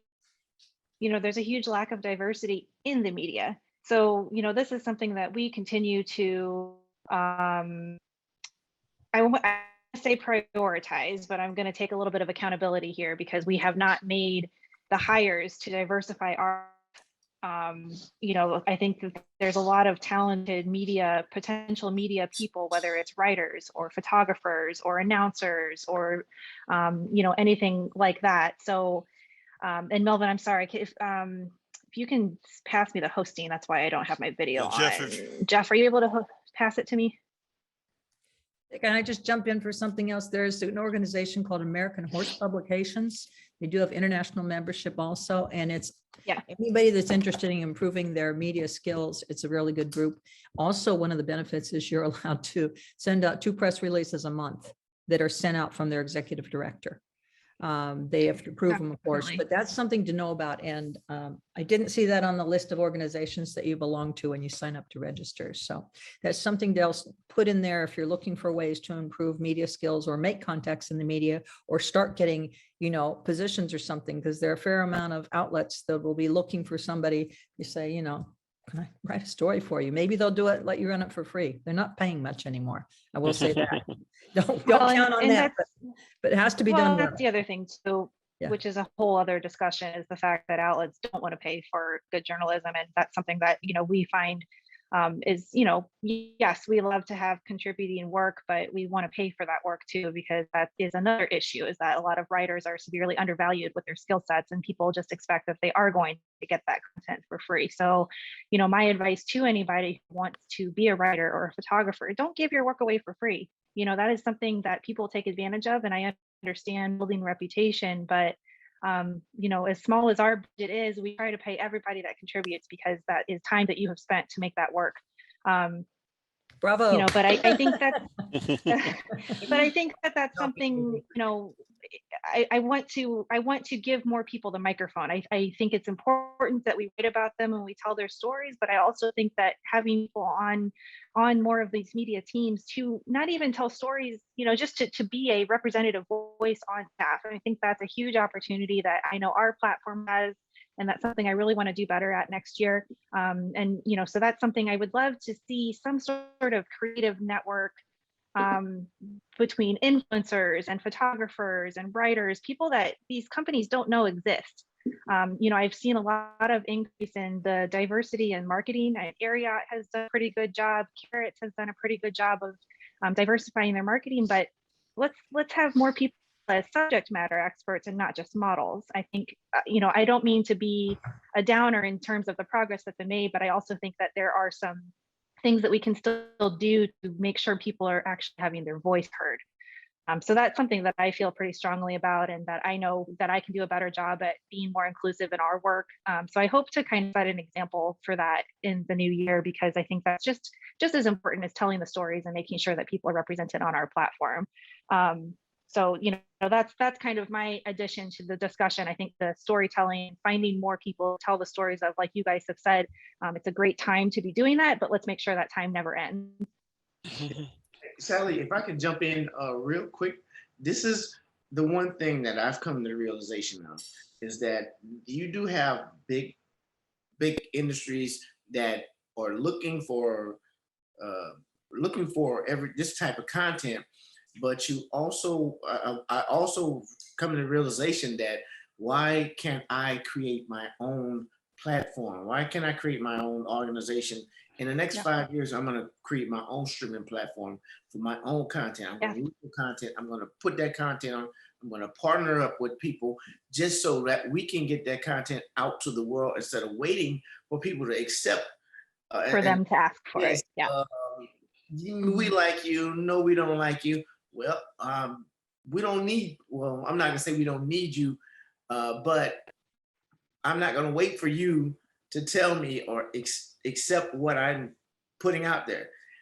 I'm going to put it on my own, number one, own place for people to be able to view, reach out and see what this community has to offer, what diversity is now. So instead of, I've come to the realization that I'm not really going to wait on people to say, hey, we want your stuff. No, it's going to be there on my own platform or my own entity. And I guarantee you, they'll be looking to see what's happening. Then they'll be. So. Brianna, you had a comment? Yes, I am with you, Jeff, 1000%. I think there is this interesting dichotomy between, do I want to be a part of these types of entities that don't have, you know, representation that looks like me? They don't have an audience necessarily of people that look like me. Or do you build a platform that you can be directly connected to and curate your own type of content with your own set of rules? I think that's where the freedom of podcasting comes in. We were talking about barriers and boundaries. The barrier is pretty low, you know, and even with having our own podcast, we have that kind of control, you know, and getting sponsorships and the different kind of relationships that we form. We started this in 2018 and it was never for money, you know? So we have that kind of creative control to say, no, you know, you send creative assets that have all white competitors in it. Do you know who our audience is? We will not accept those kinds of things. And that's not necessarily the control that people of color have when they step into white spaces and step into these organizations that are, you know, try to champion diversity. You know, there's nothing worse than stepping into some of these entities and not being in a environment that really cultivates your, you know, professional network or, you know, a safe environment for you. So it's definitely a balance. I see what you're saying, Sally. But it's just, you know, we have to look at it from both sides, I think. Yes, Sally, can you pass the hosting over to Brianna so we can have her join in with video? Thank you. Can I add one quick thing? Go ahead, Elizabeth. Okay, Jeff, I got to tell you what you're doing there, looking at your shirt, talk about promoting something and awareness. Seriously, I know his name, I know his company. If you're out going to the post office and somebody sees that, in a lot of places, at least in LA or somewhere in California, they're going to go, oh yeah, what are you doing? I mean, it doesn't mean everybody has to go around with a name tag on, but I was looking at that and I thought, man, I'm making notes. I go, what, you know, I don't have to go, what was it? Who are you from? You know, it's right there in front of me. I mean, that's creative. That's, you know, there are so many things that you don't have to be somewhere, you know, making a presentation. You can believe me. Anyway, it really caught my attention. I wanted to acknowledge that. Good. Brianna, can we also bring Randy and Sandra into the conversation? Randy, your organization has done some wonderful things. I understand that now you're being represented by one of the largest talent agencies in the world. And I know that probably has made a huge difference. Can you share a little bit about that with those of us online? Definitely, yeah. And thank you for all the really cool perspectives shared. I would love to be able to get my video up. I don't know if somebody can. You're the host now, so you should be able to turn your video on.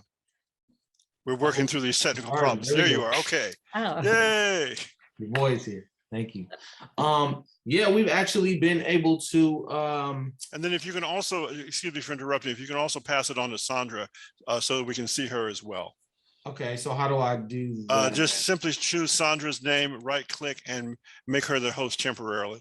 Okay, and then we're working through these technical issues. Okay, I did it. Perfect. Thank you. This is live television, folks. Okay. We're all Um, doing great. You're doing great. Okay, Sandra, you should be so- able to turn your camera on now. Yeah. Go ahead, Randy. Yeah, so we actually, from the very outset, I thought it was important to include lights, camera, action in everything that we did. I was studying music and entertainment business in graduate school, when we were just getting started with building the brand. And actually, our first project that started the Compton Cowboys brand, which was essentially just a spinoff of our Compton Junior Posse community organization, was that we got a cold call from Guinness Beer, who wanted to do a black cowboy commercial, and they had the creative ideas, they just didn't have the people or the resources or the places, and they reached out to the Compton Junior Posse, which is our family organization, and said, hey, and they ended up on my doorstep when I was leaving the ranch one day.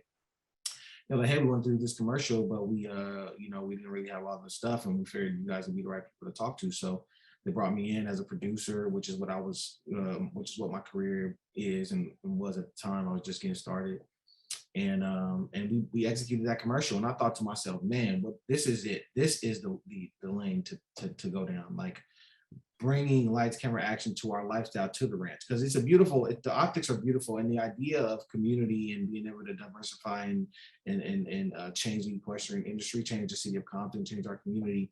That idea was just so profound to me, and I thought, well, it's already beautiful what I see here going on, so why not show the world, right? And why not do so in a curated, intentional manner, right? So I said, okay, we did that big commercial. I was like, dang, let's just take that model and just stick it, right? So I said, everything that we do, we're going to film everything, and we're going to not only just film it with cell phones, but we're going to bring out the real directors, real producers. We're going to bring out the real lights, and we're going to really film stuff, cut it down, edit it, to really give people that feel of like entertainment, but equestrian activities and community. And so that's basically been our formula from day one, and we've been able to stick that over and over and over, to the point now where we have a really robust operation going on now. As you mentioned, we're represented by William Morris Endeavor, who stepped in as we started growing our brand, because they knew that I had some connections, and I reached out and said, hey, we got this really cool brand, and they saw what we were doing and instantly thought, wow, this is going to be a great opportunity to do branding endorsement deals with all these major companies who are going to be looking for new ways to market their products and new aesthetics and things. So they came in, and now we're, about 4 years in, we're fully represented. We have management, legal, accountants, publicists. And so we're like a fully robust brand now, fully represented in the industry. And we actually have high-level projects going on. We're in development at Searchlight Pictures with the feature film, which I'm executive producing. I'm really excited about that. That's going along really well. Really power-packed team on that. We have my music. I'm a musician, so all my music is coming together. I'm working with Dr. Dre and a few other really high-level folks to do like the music stuff. We're working with Ariat on the fashion side, so we're starting to bring like urban and streetwear into equestrian fashion and apparel.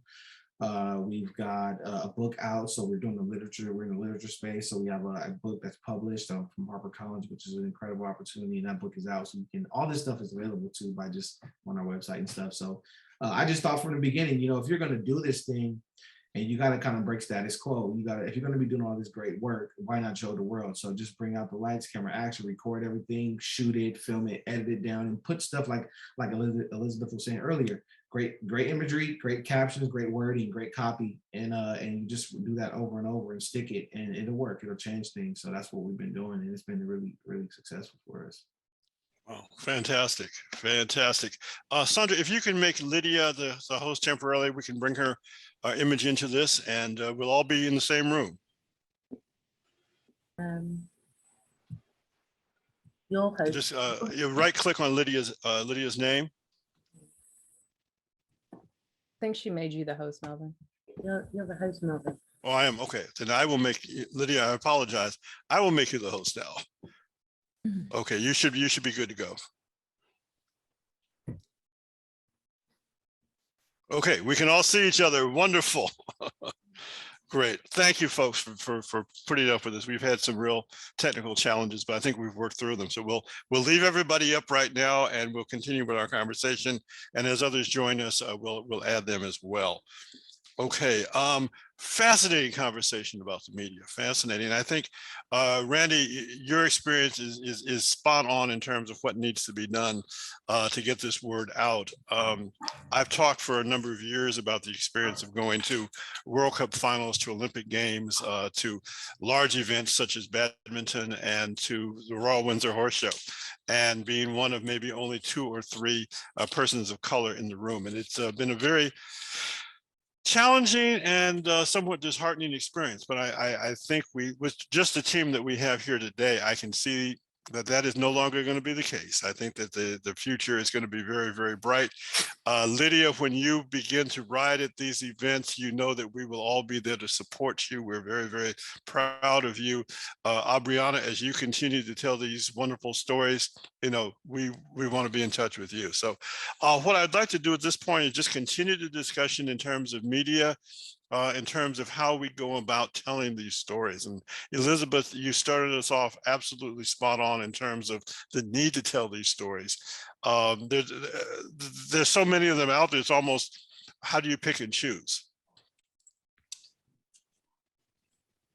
Am I talking again? Okay. Yes, yes. Well, a lot of it depends on, there are different things. You've got timing things, event-oriented things are time sensitive. Anything else, you know, you can even think, is it something about a father? It's about or for Father's Day, it's something that happened around Christmas or the holidays. Is it something that happened at a certain time? Is there a particular hook, such as, is this a veteran involved? Female veteran, someone that works with disabled? There's certain kind of timing things that can always help in terms of a media hook. But of course, there's certain benefits of being evergreen too. So you can pull it out of the hat. I love what Randy's doing. I just love it. And this is like, this is how you do it. I don't know what else to say. And then you start, you know, you make the story good. But in terms of timing, really makes a lot. And some short things, and it's better to have somebody want more. You know, there are different webinars that you can even do in terms of making your video with Zoom better, which I didn't really practice too well today, but so you come across well in your time, even if it's 10 seconds, you know, make the most of it. Use your ring light, which I don't have on. Different kinds of things that you can do when you're saying, yeah, you said you're always ready for lights, camera, action. That's it. But I think a lot of times timing, you can take advantage of things. I had a media client, I do some PR consulting too. And we were looking for something late last spring. And I came up with the idea. I thought, let's put out a call for people who've been married on horseback. You know, and we got some not a whole lot of people, because I came up with the idea fairly late, but the people that responded were really high level people. One of it was, anyway, that's another story, but there are things that you can tap into that. And maybe somebody, you know, I don't know, did somebody get married on horseback with the Compton Cowboys or with your group or somewhere in Europe or something that you can take advantage? Are they getting married on horseback before they take off to the Olympics? Doing something, is the horse that they won something with part of the ceremony? I mean, remember Frederick Pignon and Magali Delgado? I mean, they'd been together a long time. They got married right before they left for Cavalia. I mean, and there were horses in theirs. Those were the original stars of the show that Melvin did extraordinary interviews with that are somewhere in cyberspace or online. But there are things that you can take advantage like that. You know, and if there's an inspiring mother, you were talking about a single parent to somebody, maybe this is the timing on that is good for Mother's Day. You know, have it around that kind of thing. Remember, it's not always the same in different countries too. Thanksgiving happens early then, you know, I mean, does that help? Very much so. I love it. I always want to jump in on that because I love everything you said, Elizabeth, but you're like super spot on. Obviously you're an industry person yourself, so you get it.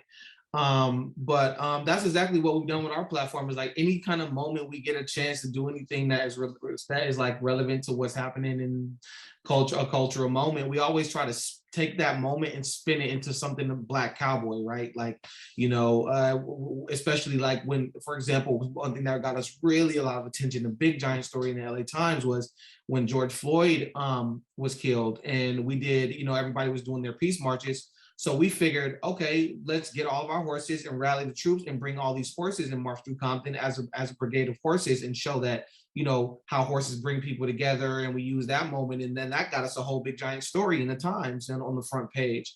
And so that's really important. It's definitely trying to stick those moments. And I also love your point about Hollywood, right? Hollywood to me, and this is where why I even really got excited about doing what I'm doing, is because to me, Hollywood is solely responsible for crafting what we in this country view as the cowboy.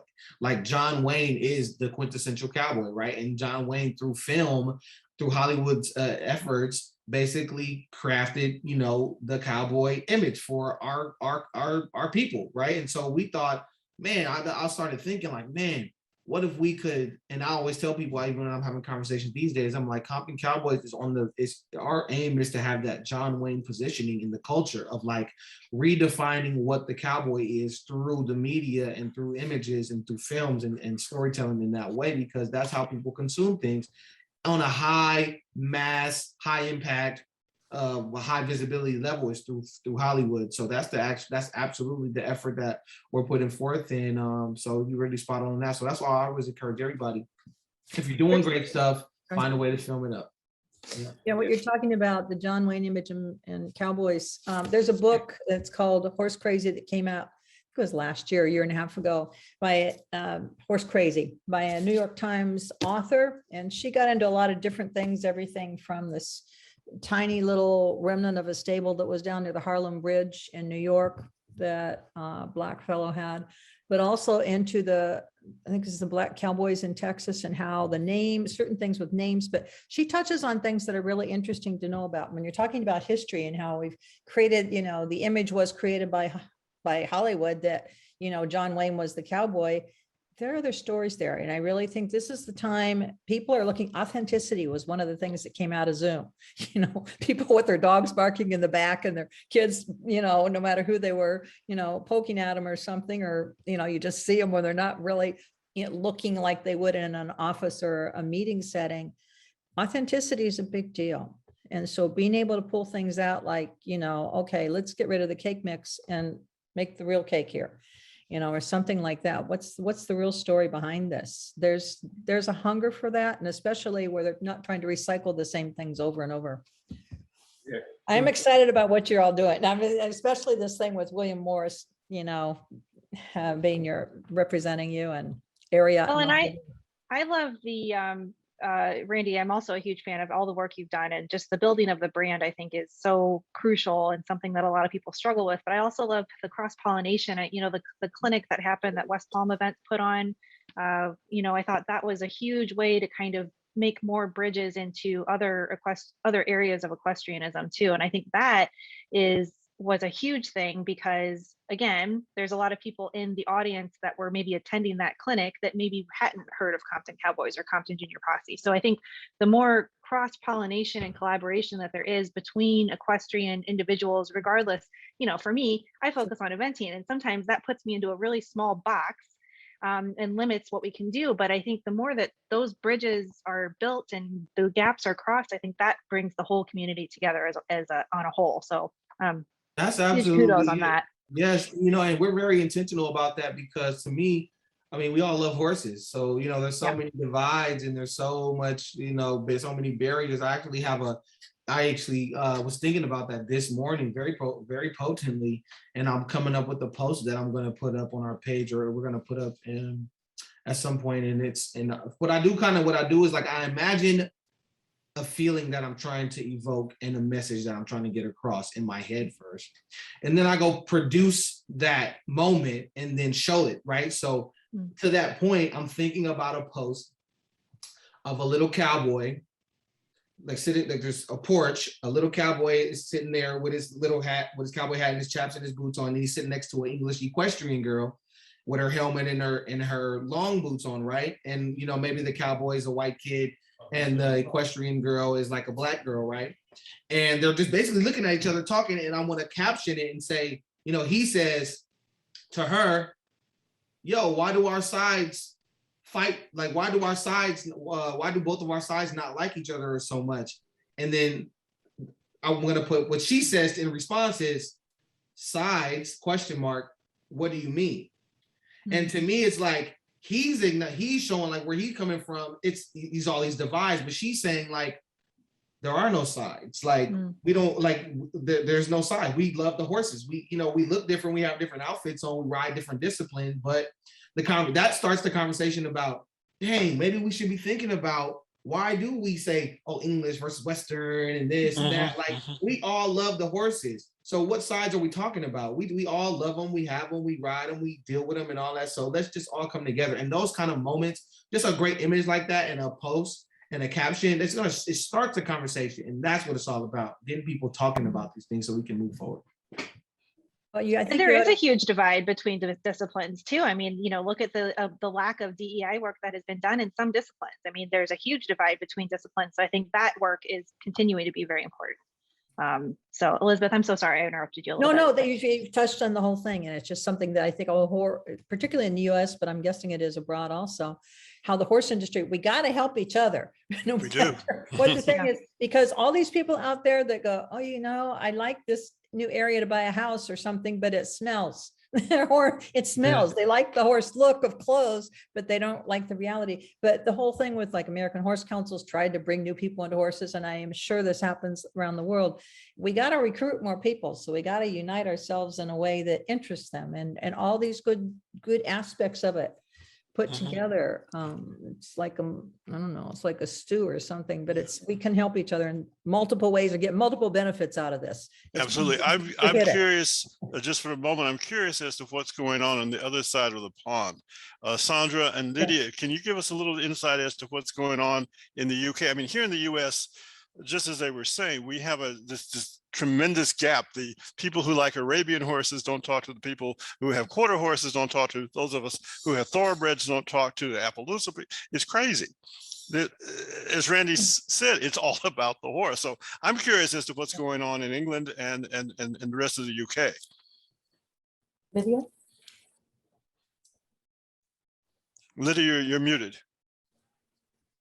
As an eventer, I do participate in all the disciplines just to make sure I'm right on top of my game. So show jumping comes into my calendar, and so does dressage. So I think we compete alongside each other quite a lot. Don't have the Western discipline over here, but I'd love to learn more about it. Yeah, Sandra, over to you. Oh, thanks, Lydia. Yeah, well, Western is obviously wonderful, but we don't, like you said, Lydia, we don't have a lot of Western riding in the UK. Can you hear me? Barely. Speak up just a little bit louder, please. Sorry, yeah, we don't have the Western riding in the UK, but I have heard a lot of people say to me that they would love to do it. And we have a couple of Western riders that are on our birth page that are really interested in maybe doing some sort of collaboration. And I think that's a really good thing. I used to personally do Western riding when I was younger, and I think it's an amazing way to ride. But the disparity between the different disciplines, it's quite. A dressage is very different to obviously to the show jumping. So there is a bit of a disparity there between those two. But like Lydia said, as an eventer, you do all three disciplines. So we were eventers. Me and my daughter were eventers basically. So that's where I am with that. Very good. But there's a really fun way of like starting to. I mean, it kind of we have to start on our own. Breaking down the rules and breaking the barriers. So a lot of the fun things that we do very intentionally, right, is like we'll be bareback with Western boots on and an English helmet jumping over stuff. It's like what's going on here? It's like, it's like those rules were created for us. We don't have to abide by them in that way. You know what I'm saying? It's all about just the love of the experience of the horse and everything else that goes with it. Yeah, I mean, sport is one thing because there's, rules and regulations for sport and things like that. But in your own leisure time, and you start showing how, the rules are more so a kind of a roadmap instead of like the end all be all, like a life or death situation. You know what I mean? So you can totally have fun. We do we'll be in a Western hat on the English saddle, riding with just a halter and a lead rope, and just like trotting down a dirt road that's next to the street. It's like just kind of finding those fun ways to blend it all together and start showing people like, yeah, let's just start bringing it all together. So that's just a point I wanted to make. Can I ask a question? Do you mind if I ask a question? I've just recently suffered a head injury because I come off my horse and I smacked my head. And one of the things that I'm interested to know about is obviously riding Western, you don't have a helmet on your head. Over here in the UK, I mean, that's one of the things that I'm trying to push at the moment is, riding hats. What do you in the Western side, head injuries, what sort of issues does that bring? Well, definitely in the Western, all these, rodeo folks, definitely there's a high level of head injuries and all kind of injuries. I think it's just kind of a lifestyle and cultural thing. I think that, but there are starting to be movements of people, like one of my guys who's a bull rider, Zeke Mitchell, who's coming up. He makes it very much a point to wear his helmet. But I think this is more of a lifestyle thing. And we always promote, especially when you're under 18, when you're a youth, like we always promote, especially with our programs, like if you're under 18, you're in a helmet, no question. And then, even no matter what you're riding, Western, English, bareback, whatever, you're always in a helmet. And then, once you're over 18, you can make your own decisions, whatever. But for the most part too, a lot of the Western, especially in jumping, right? That is really like high. Like if you think about the risk factor of falling or hurting yourself, it's a lot higher than a lot of the typical like leisure rodeo stuff. Like if you're jumping over these you're essentially flying on the horse, and anything can happen at any moment, right? You can fall and hurt yourself. Whereas a lot of the Western stuff outside of the rough stock stuff, which I have a different kind of take on, outside of like the bull riding and bronco stuff and all that, but like most of it is just you're on the ground most of the time. So it's, it's barrels, it's poles or whatever. And a lot of the times you don't see too much. I haven't seen too much of like a lot of the big falls that happen that I've seen in English. And a lot of the English falls too are a lot of what I've seen, a lot more potentially traumatic, because those horses are way bigger. You're flying over big giant jumps, and you're basically putting yourself in a situation where anything could kind of happen. Whereas in the Western stuff, I see it's a lot more on the ground work, and a lot of horses, quarter horses ain't really that big. And so it's just a little bit different, but it's definitely just a lifestyle thing. I think if you hear just, just the cowboy way, they call it. And, you're just rolling. So, but we do definitely like to promote healthy and safe riding practices. Yeah, I just They wanted started to make that. cowboy hat helmets at some point. I don't know if you guys use those or not, but they look kind of cool. Yeah, I haven't seen those. I mean, I've heard about them, but it's like a helmet with a big brim. I have to check it out. But me nowadays, I don't even do that. I just be, I'm a trail. I ride trail. So, I've done my younger days. I was doing all that, and we wore helmets at that time. But now I just get on my gated horses and I'm just cruising. I ain't doing all that high, that craziness. I'm chilling. I think I've been conditioned to wear a helmet so much that even if I were to come ride one of your trail horses, I'd still put my helmet on and just look. It's a good thing to do. It's a good thing to do. Because you never know. Yeah. Randy, if I could chime in real quick. In my first documentary that I did was on a bull rider by the name of Neil Holmes. And one of the subject matters we covered in Western culture of rodeo, of bull riding, was that these bull riders had, they were risking their lives on a almost 2,000 pound animal without a helmet. And what were the long-term effects from riding or getting impacted and trauma to the head without a helmet? So the subject matter we covered definitely aligned with what the PBR started implementing, was that if you were under a certain age, you have to now mandatorily wear a helmet while you're riding bull, which helps a whole lot, because if you look at that sport, it's a very, very dangerous sport. Not to take anything away from any sport, any horse riding sport, but definitely implementing helmets or safe practices is something that needs to be more prevalent in the equestrian field all around. So as a filmmaker, I'm a limitless person.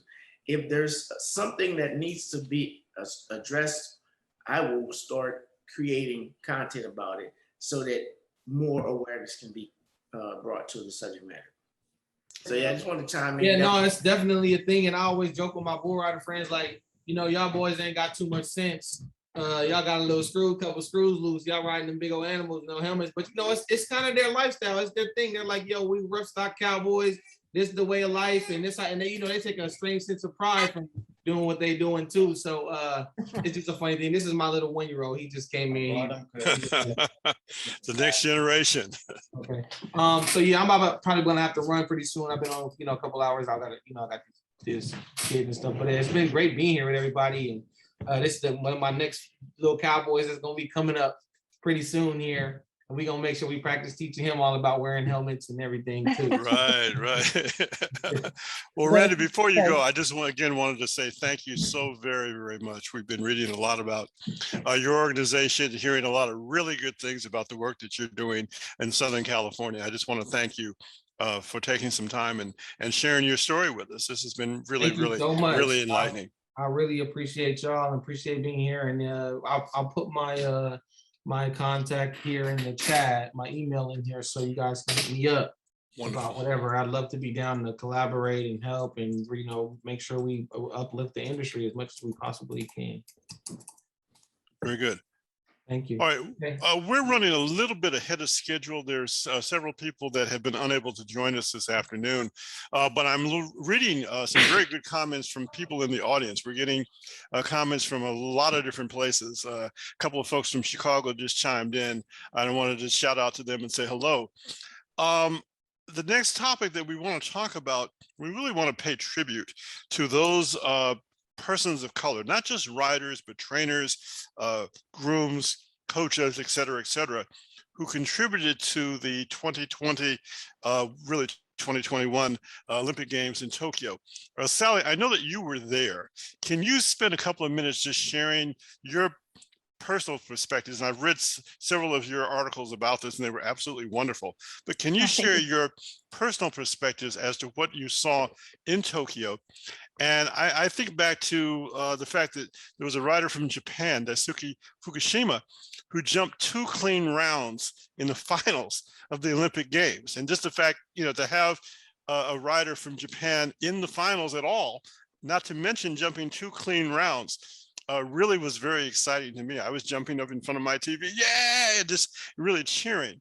And I think this was a monumental moment. A lot of us forget that Japan actually won a gold medal in show jumping. I believe it was in 1932 at the Los Angeles Olympics. Correct me if I'm wrong, someone.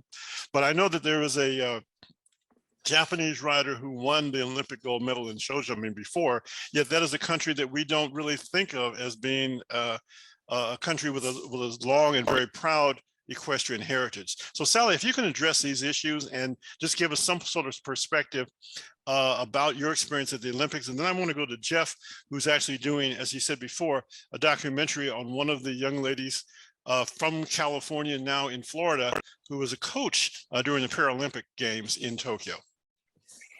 Thanks, Melvin.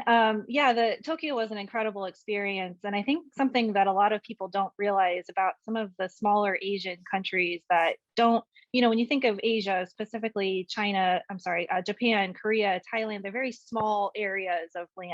There's not very much to speak of in terms of horses. So, you know, and I'm going to be speaking primarily from eventing experience just because that's what I covered. But I'm sure it was the same for the Japanese show jumper, but the Japanese team that was fielded for the eventing at the Olympics, none of those riders live in Japan anymore. They all had to relocate to other countries. The same was for the Thai team.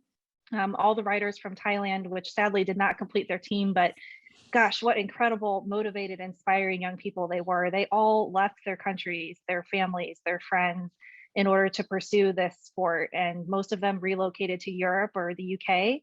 And, you know, I know Kazuma Tomoto, you know, he was not able to see, I don't think any of them were able to travel back home to see their families. Even during the Olympics, they were not allowed to spend time with their families because of COVID protocols. So it was a huge accomplishment for Japan to field any teams or any riders because of the huge sacrifice that these people had to make.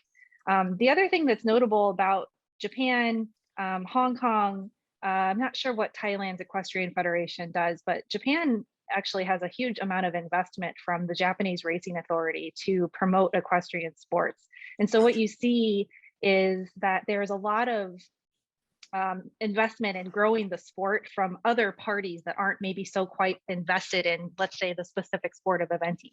I thought that was really interesting because in order for this country to have an opportunity on the world stage to peak at the Olympics, they had to make a significant amount of investment. So whether that's buying horses that could have gone to the Olympics in 4 years, or helping the riders subsidize their training, that's an opportunity I wish more people had. I mean, I think of all these small countries that the Olympic format has been expanded to include more countries.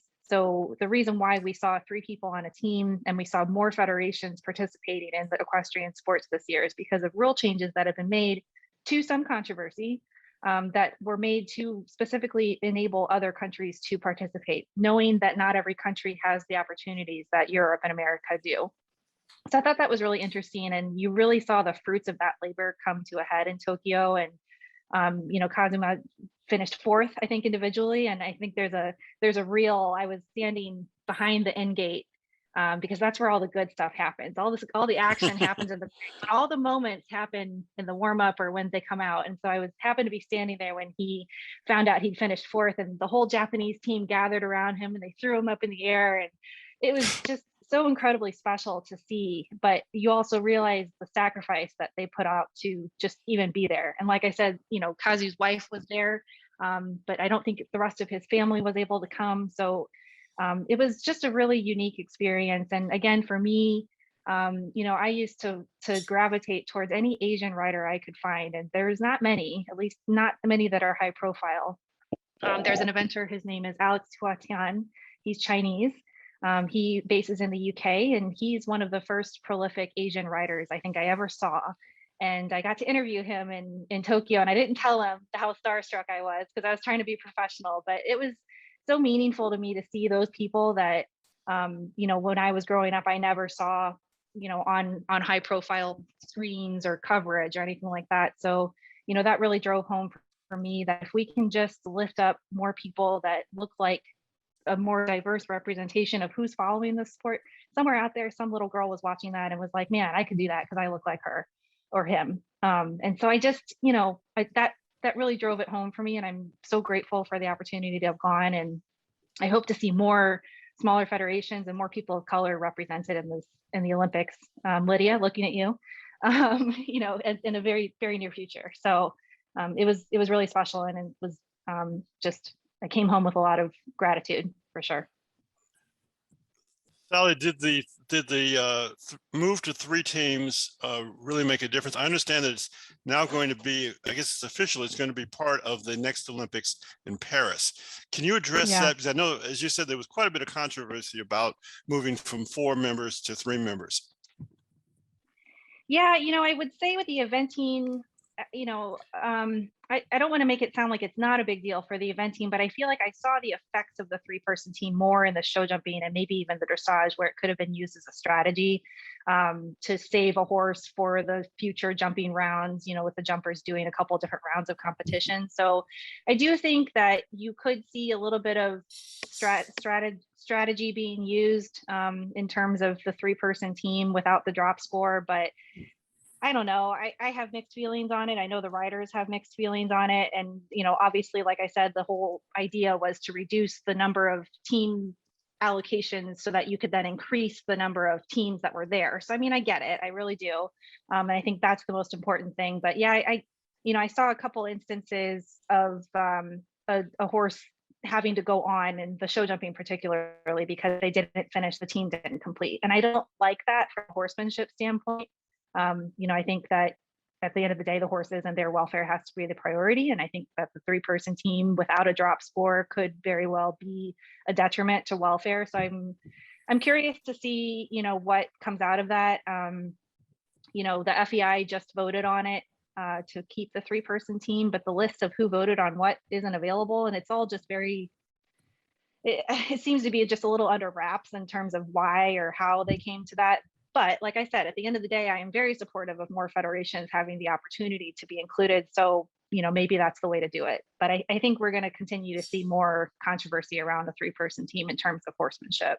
Absolutely, absolutely.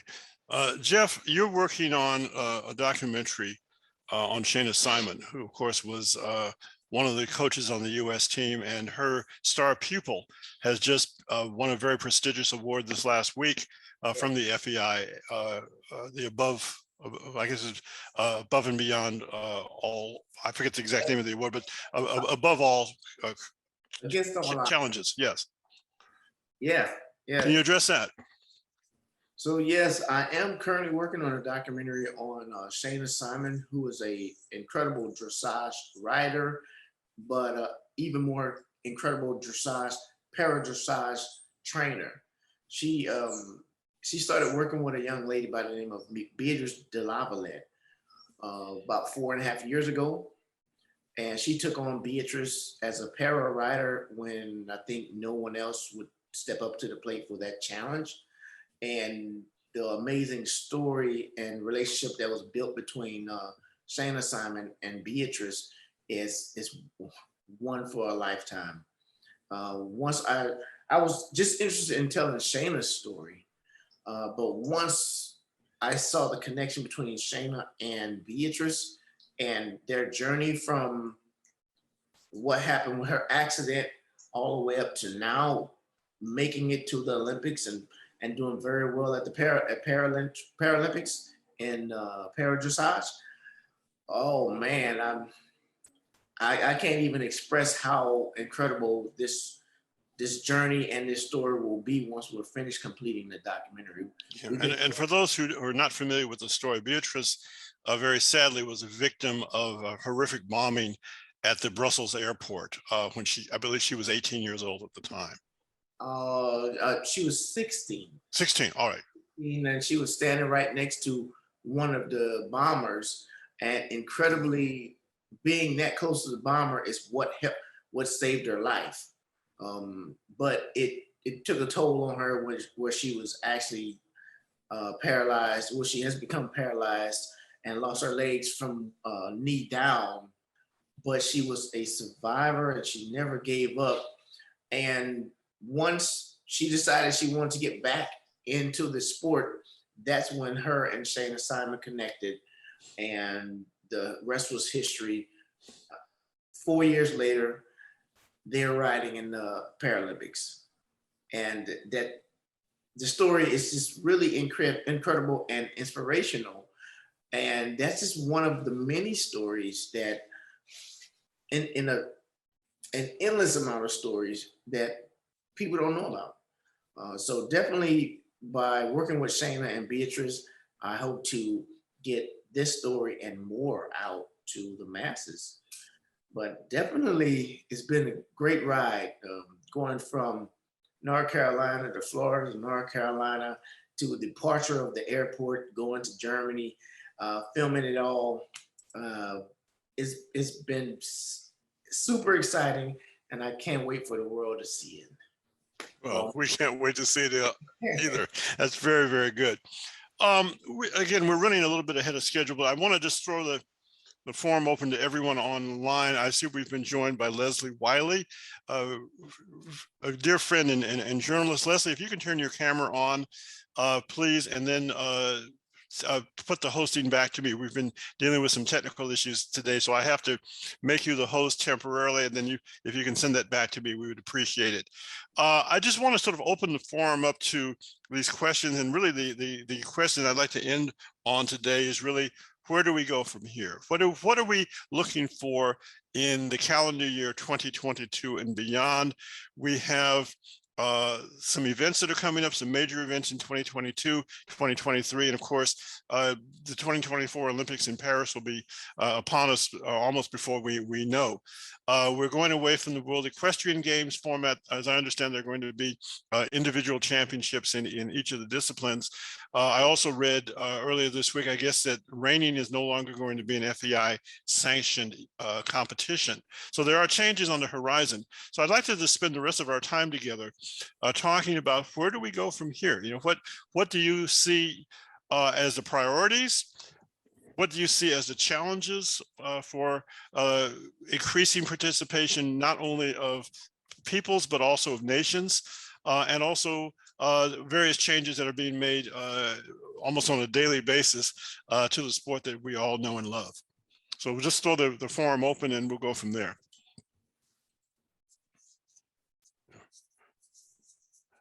Yes.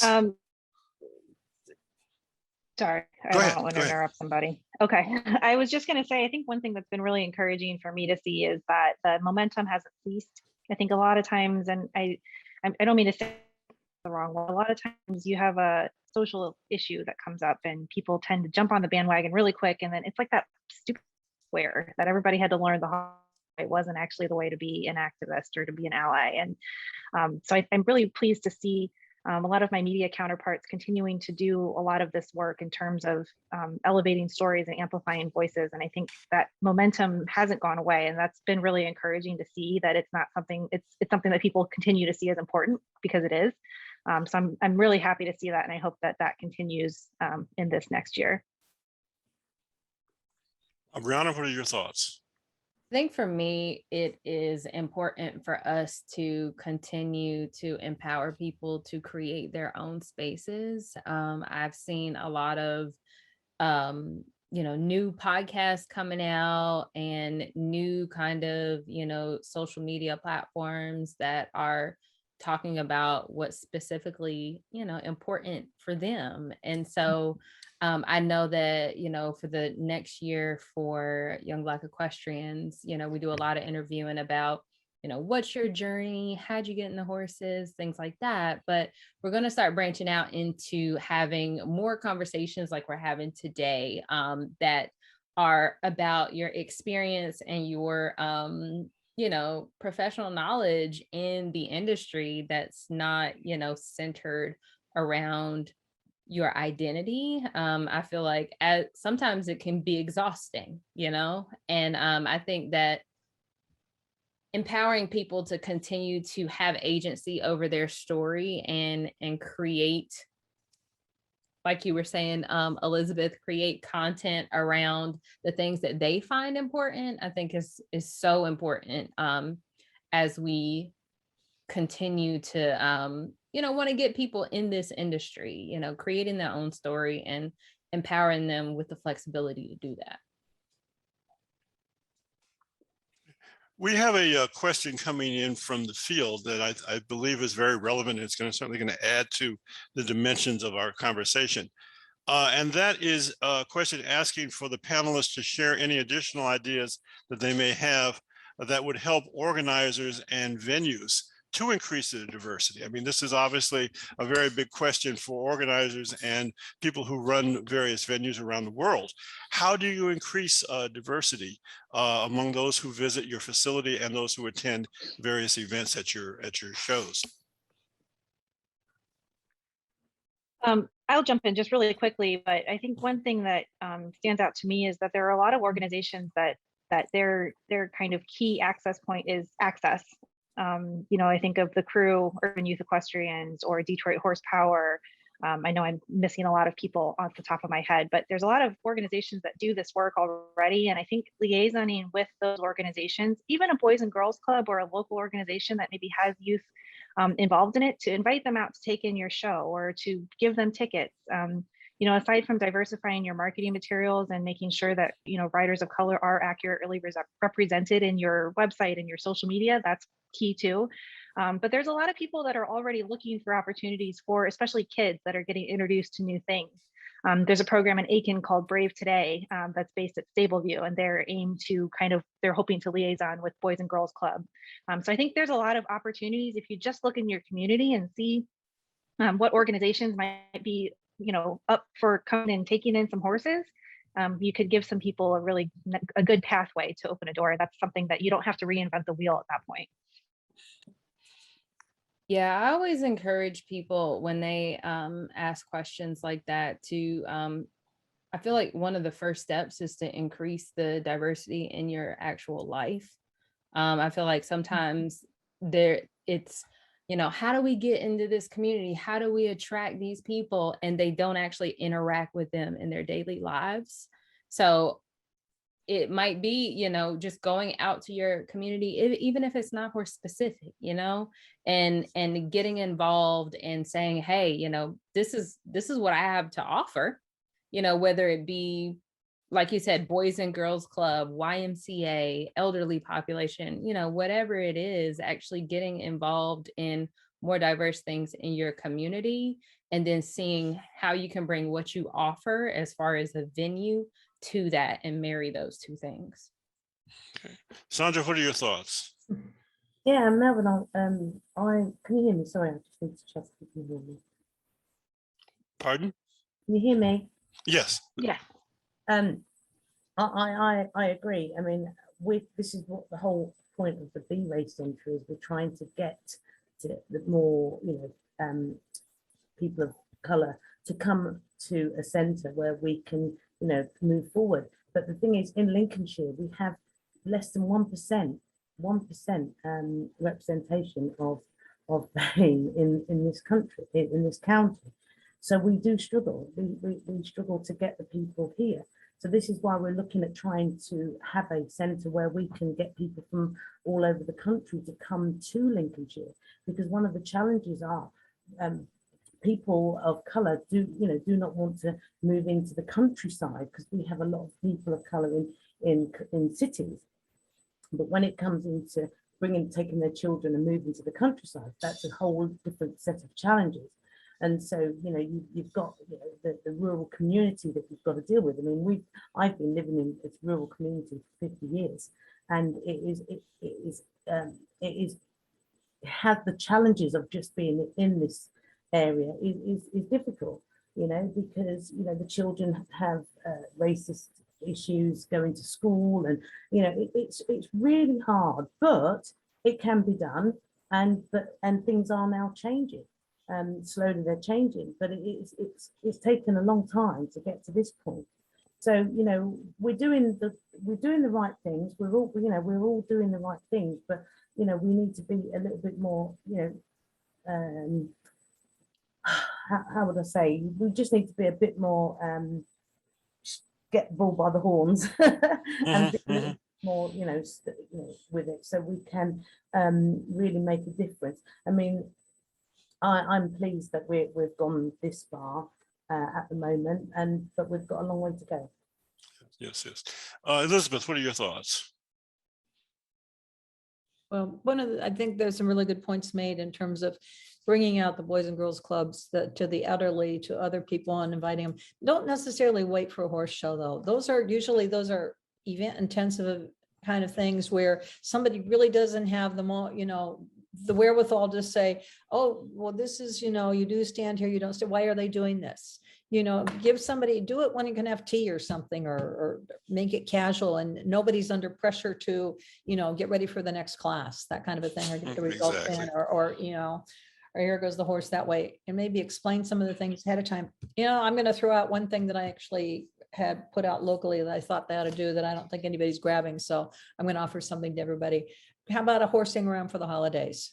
Do something like that, invite some people out or groups or something. And if they don't come, I'll tell you something though, if you've got a good video, nobody knows that there are 50 people there. There's one person in the audience.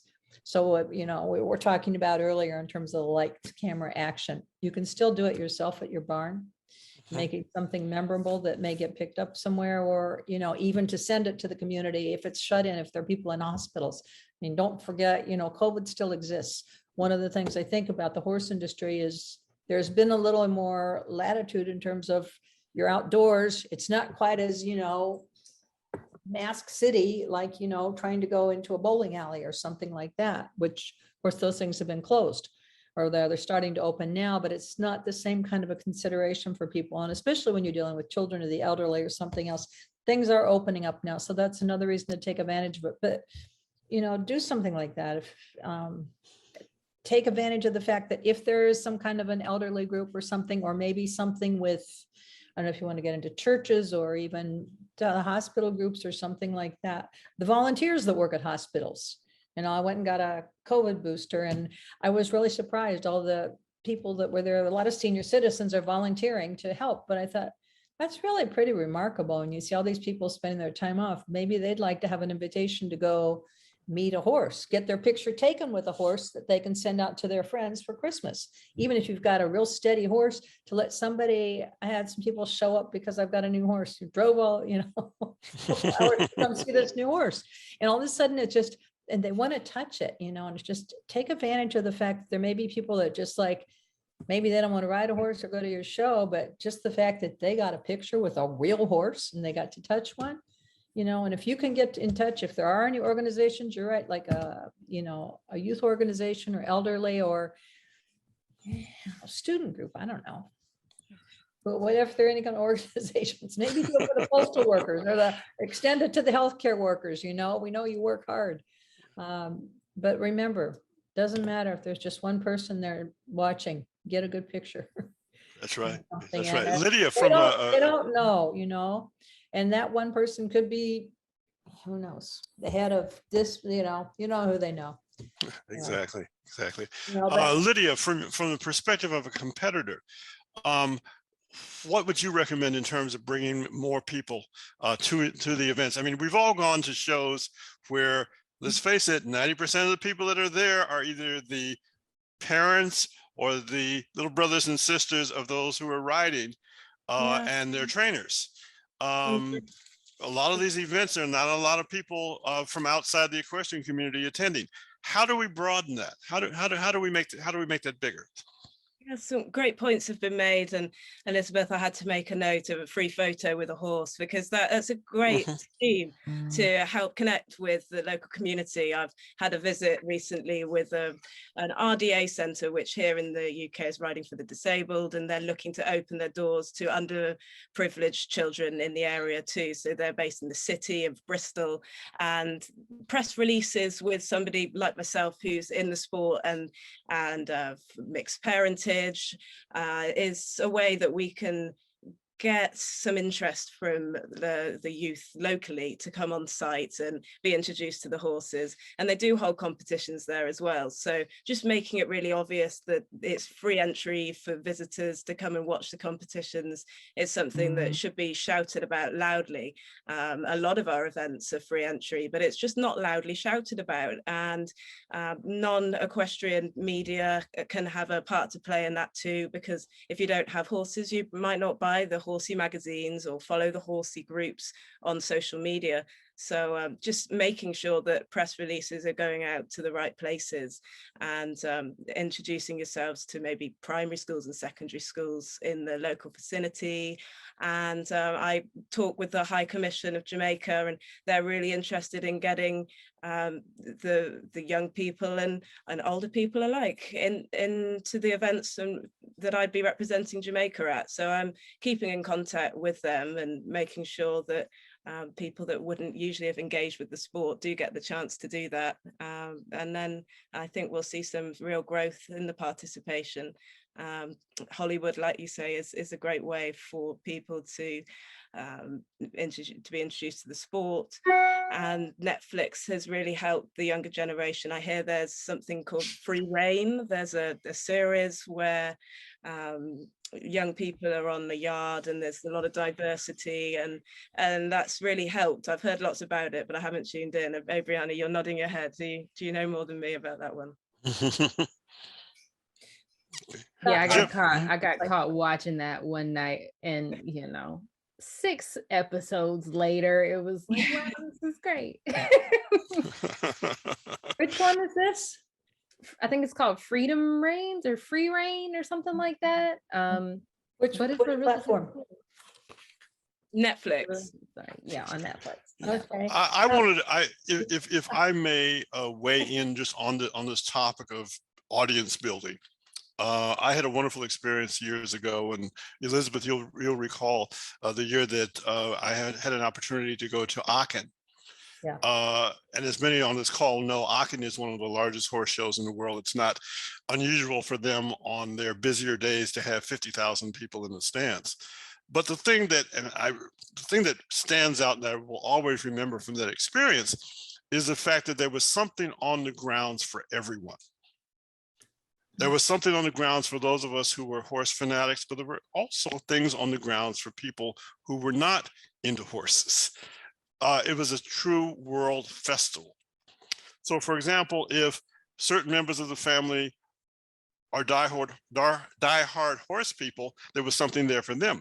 But for the other members of the family who were not necessarily equestrian oriented, there were still things that they could do on the grounds and have a good time. One of the abiding memories that I have is leaving the showgrounds at 11 o'clock at night after a very long day of filming, doing interviews, and getting a lot of B-roll for a documentary we were working on. And then as we were leaving the showgrounds at 11 o'clock at night, there were still people coming into the showgrounds. They were coming into the showgrounds because there was music going on, there was dancing, and then there were the beer gardens. So again, the organizers, they've been doing it for 100 years, but the organizers knew enough to put something on their facility for every single taste. And it was a wonderful, wonderful experience. And I think we need to see more and more of that in shows here in the US, in the UK, and certainly around the world, where it's not just focused on the horse. The horse is the primary focus, but there are other things for people to do that will make the experience a much richer experience. Jeff, as a media person, your thoughts, and then we're going to Elizabeth. All right. Yeah, well, my thoughts on how do we expand this is simple.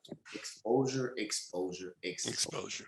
The more we expose this to the masses, the more they become interested.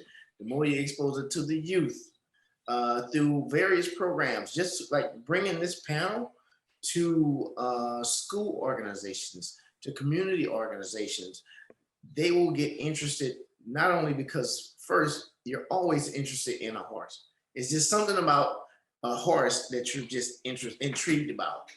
And if you get anyone interested in a horse or in equestrian sports, they will then want to get involved, know more, participate, and that opens up hundreds and thousands of people who just didn't know about it because they wasn't exposed to it. So moving forward, the more exposure you get, the better.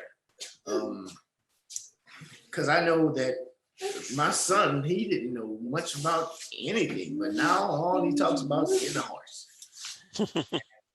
Yeah, I'm not sure if I'm ready to go down that road yet, but I'm definitely going to make sure he has the opportunity, because I was exposed to it and then he was exposed to it.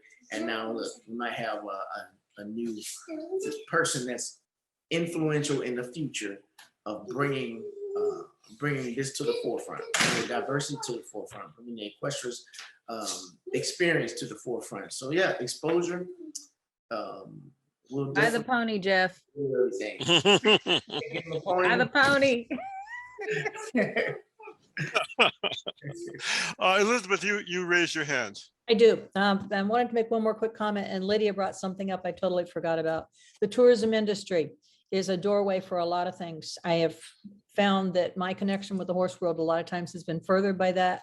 In fact, I spent an incredible trip in Jamaica one time, but the tourism board helped put that together. I met all kinds of people in the horse world there, literally had a tour of different things from, I don't know, I was riding some plantation, ended up drinking coconut juice or something because I overdid the heat, because the heat. Rode in the ocean. But all these resorts, and especially some of these high-end places that do have horses, let them know. The chambers, the tourism boards can use that. And I found that because I do travel writing too, and PR, and it's just a lot of times that's an angle. If you're trying to get a story out there, if you can do it through that, maybe you're going to invite the hotel guests or something, let the concierge know that want to do something special, all they have to do, the price of admission is that. Just make sure you got your insurance, all that stuff together. So you've taken the time to make sure you don't have any kind of an accident or somebody thinking they stubbed their toe or something. That's just normal horse stuff. But I think their Chamber of Commerce is also, or local organizations, but take advantage of any resort that's in striking distance around.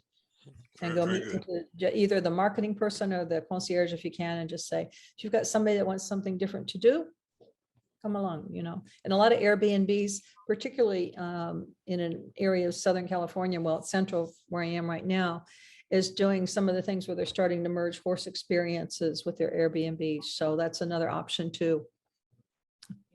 Okay, so thanks for Excellent. bringing that up, Lydia. And It's I'm gonna also,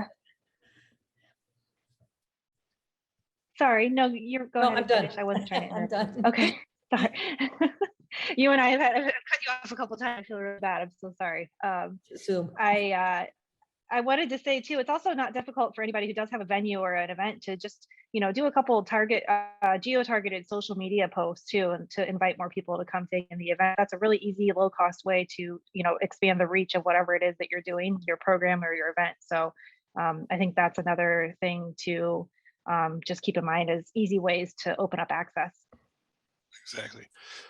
All right, we're going to move on to another topic and then again, open it up to discussion. Sandra has prepared some notes for us on entrepreneurship. And obviously, entrepreneurship is very, very important to all of this, because at the end of the day, we've all got to pay our bills. And so, Sandra, if you can share some of your thoughts in terms of entrepreneurship, and also share some of the story of your journey. I mean, you have been someone that has been out there, who has done wonderful things, and who is continuing to keep on keeping on in terms of building a viable business that is going international. Can you share some of your wisdom with us? I can. I'd love to, Melvin. I have got to let you know though that with this head injury, I've got brain fog, so sometimes I do get a bit mixed up with things. So you have to excuse me. I am recovering, but I'm still sort of a little bit. But I couldn't miss this seminar because it was just so wonderful to be here. Well, we appreciate the effort that you're making. Thank you, thank you. So yes, I created Equigel, which is a liquid feed for horses. Because can you speak up just a little bit? It's very difficult to hear you. Sorry, can you hear me now? Yes, much better. Sorry. Yeah, so I've been with horses for nearly 50 years, and I noticed that when I was growing up with my horses, the problem that we had was hydration and getting them hydrated, and that was one of the things that the saying, you can lead a horse to water but you can't make a drink. So when I went to university, and I ended up in university, and I did a degree in equine, I found this formulation. Basically, I made this formulation in my NutriBullet in my kitchen, and I whizzed it up, and I and I thought, I'm going to take this to my horses. So I took at 3 o'clock in the morning. I got in my dressing gown, got in the car, and drove to the horses, and wake up, have some of this. And they were looking at me like, what? And I said, and they did. They drank it. They weren't thirsty. Yeah. And they drank it. So I actually made up a whole load in my bath at home, a whole load of Equigel in my bath at home, and I took it to the British Equine Trade Association Congress, and I actually sold a half a ton of this formulation that I've made up, and that allowed me to go to the farmer and make up another half a ton. So I ended up selling that half, etc., etc. That's how I started the ball rolling. Now, the thing with this is it is a liquid. It's not a liquid feed, it's a powder. It's a dry powder that you just mix with water. But because it's so palatable, horses drink it because it, even when they're not under stress. So when you've got a horse that's under stress, for instance, it won't take up fluid because of its parasympathetic nervous system. It won't take up fluid because of the fight or flight mechanism. But if it's it will always take in forage, because their forage instinct is so much, but it's so much stronger than the thirst mechanism. So, you know, horses will drink it. So I found this out, did a load of, you know, research and everything on it, and it was awesome. It does the job. So we've been going now for 7 years, and we have, with its total fiber feed, it's a natural feed. So what it does as well, it helps to reduce gastric ulcers.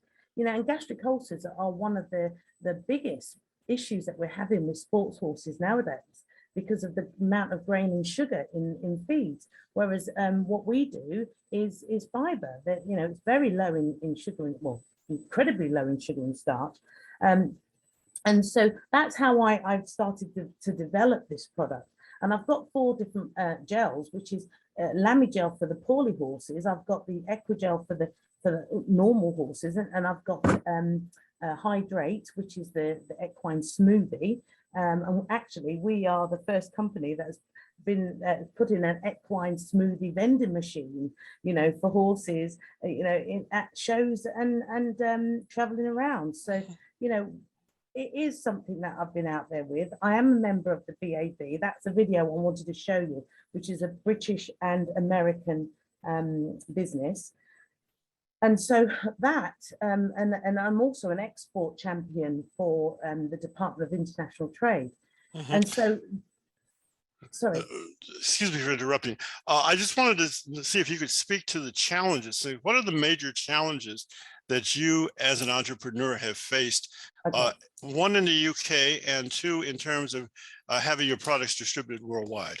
Yeah, well, my major challenge is the fact that I'm a Black female in a white industry, and that is really difficult, because when I'm the only Black person in a room, you know, at the congresses or any of the exhibitions or anything like that. So it is very difficult for me, because they don't tend to take what I do seriously, because there isn't any Black people in the equine industry. I'm the only Black equine nutrition company in the UK.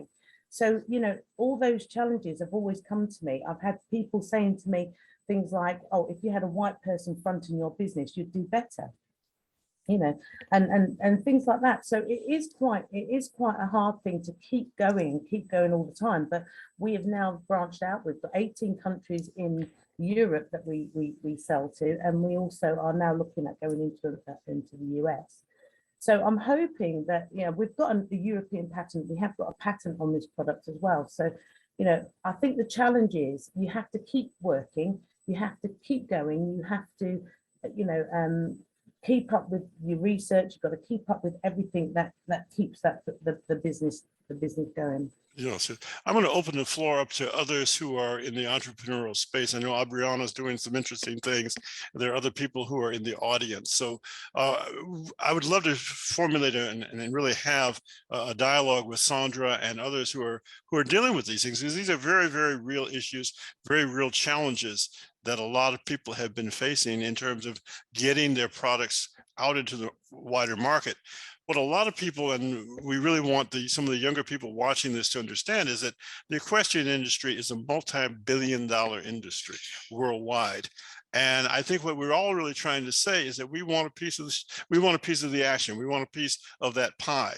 And so I really want to, instead of focusing on specific products, really look at the process by which we, as people who have traditionally been shielded away from those opportunities, how we can come together and begin to take advantage of all of these wonderful opportunities and really exploit this marketplace.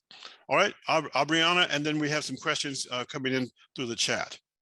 Yeah, I was just gonna say, I'm not nearly as seasoned or decorated, but have been on this entrepreneurial path for a couple years now. I'm a brand and web designer for equine experts in this industry, as well as a children's book author. And I think that one of the major challenges kind of on this journey of entrepreneurship is that, you know, everyone says like, oh, I want to be the boss. I want to be my own boss. But you know, you're your own boss and your own employee. You are the marketing person, the fulfillment, the designer, the, you know, the coffee getter, like you end up being all those things. And I think that sometimes we underestimate how, you know, if we were working for someone, we kind of have that one job, you know, it's a description, it's on one piece of paper. Whereas when you're running everything on your own, you have to be the brains and the brawn. And so I think that's one of the biggest challenges for me is, you know, managing different platforms and continuing to be creative, because, you know, I feel like creative entrepreneurship presents its own challenges, but making that space to not only be creative but be productive and continue to serve your customers, serve your clients as needed. So that's one of the biggest challenges, as well as, you know, mindset shifts that I had to kind of realize once I started doing things on my own. Interesting.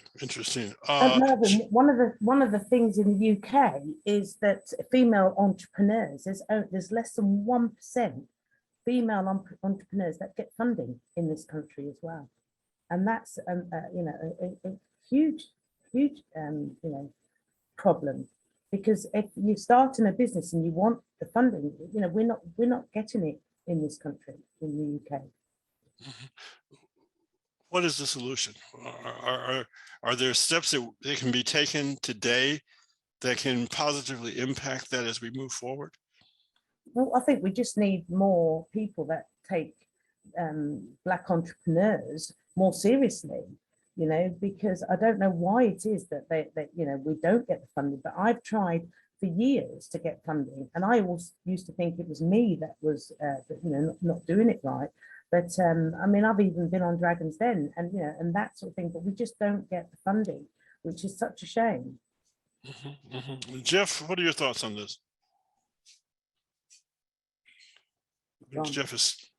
Jeff, you there? Yep, I'm here.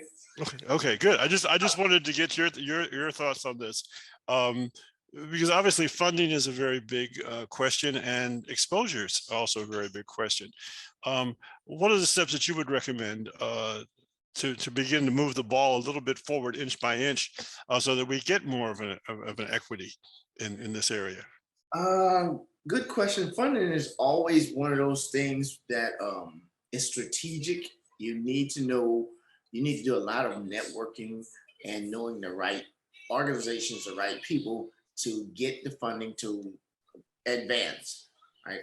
So, but it's not impossible. In this day and age, that people are reachable, companies are reachable.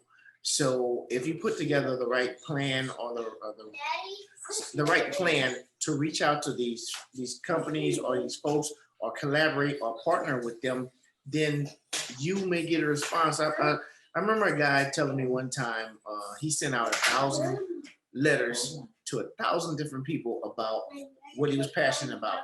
He got 999 no's, but one yes. But that one yes was able to turn the tide and get him what he needed to move it forward. So I say that to say that the funding is obtainable through the great networking, through making sure you're aligning yourself and putting yourself in position to reach these folks. Like myself, I'm actually doing the same thing. I'm making sure that I have a presentation, a purpose, and a product that people want to hear more about.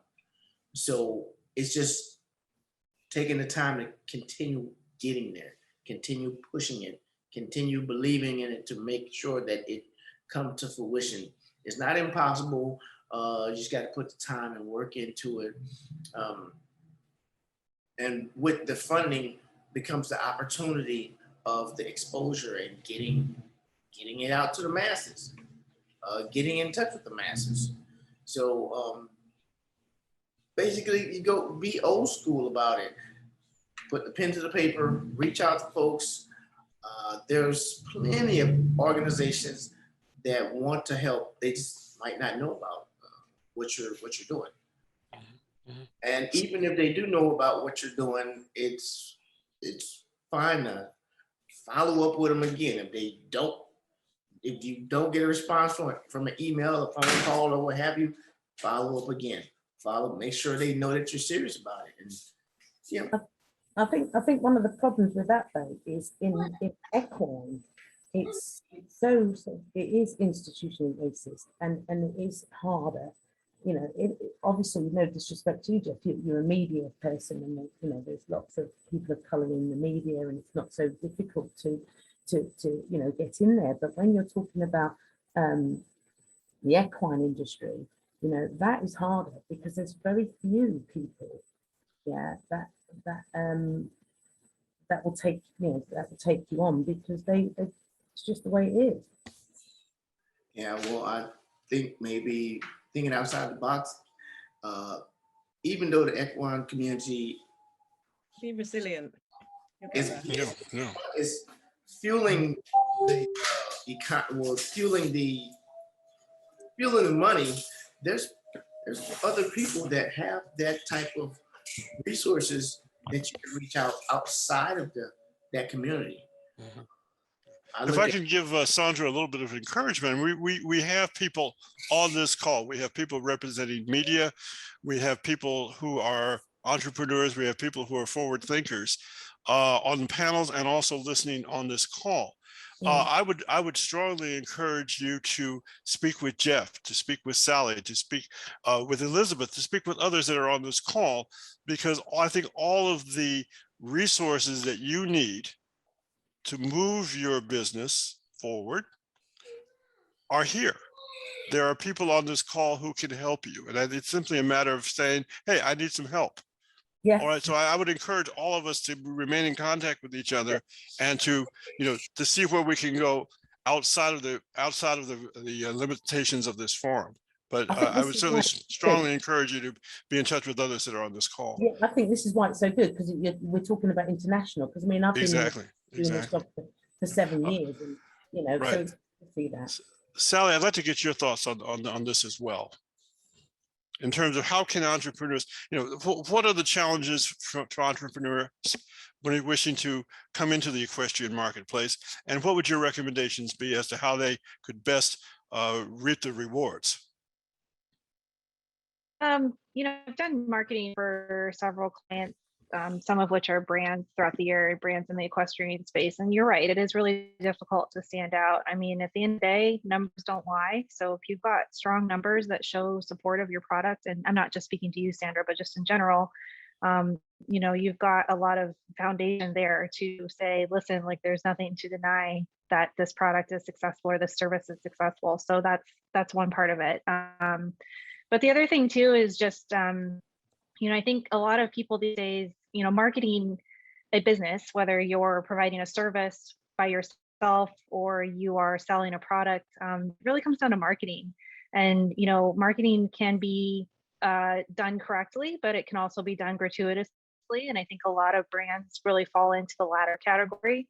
So I think if you have a very strong set of brand values which sounds so corny, I hate using terms like that, but I think if you have a really strong sense of identity about who your brand is, and Sandra, for example, with you, you're obviously very passionate about horse health and care and caring for them as athletes. So, making that really come out in your marketing and in your pitch to any potential investors or anybody who might be interested in that emotional value pull is really what gets people. It's not necessarily a product itself. Like I said, numbers don't hurt. So if you've got sales numbers to back up your product, that's always going to be helpful. But it's really about marketing and marketing it genuinely. And I think, bringing this back into the larger conversation, I think that's where a lot of brands have gone wrong, is they've done it in a very gratuitous, ingenuine way. You can tell that it's just slapping things up for the sake of appearances. And I think consumers are extremely intelligent these days, and they are much more likely to be loyal to somebody who they can tell really cares.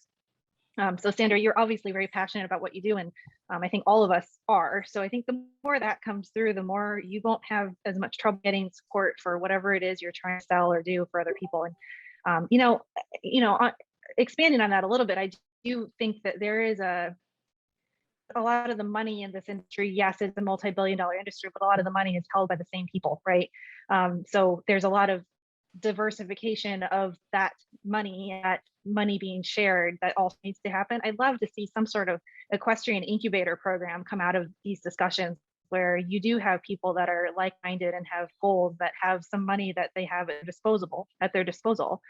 So I'd love to see something like that, where people like you, Sandra, can come in front and pitch me, and tell me why. I'd love to see more of that encouragement, because unfortunately, I think in this industry, you're kind of on your own.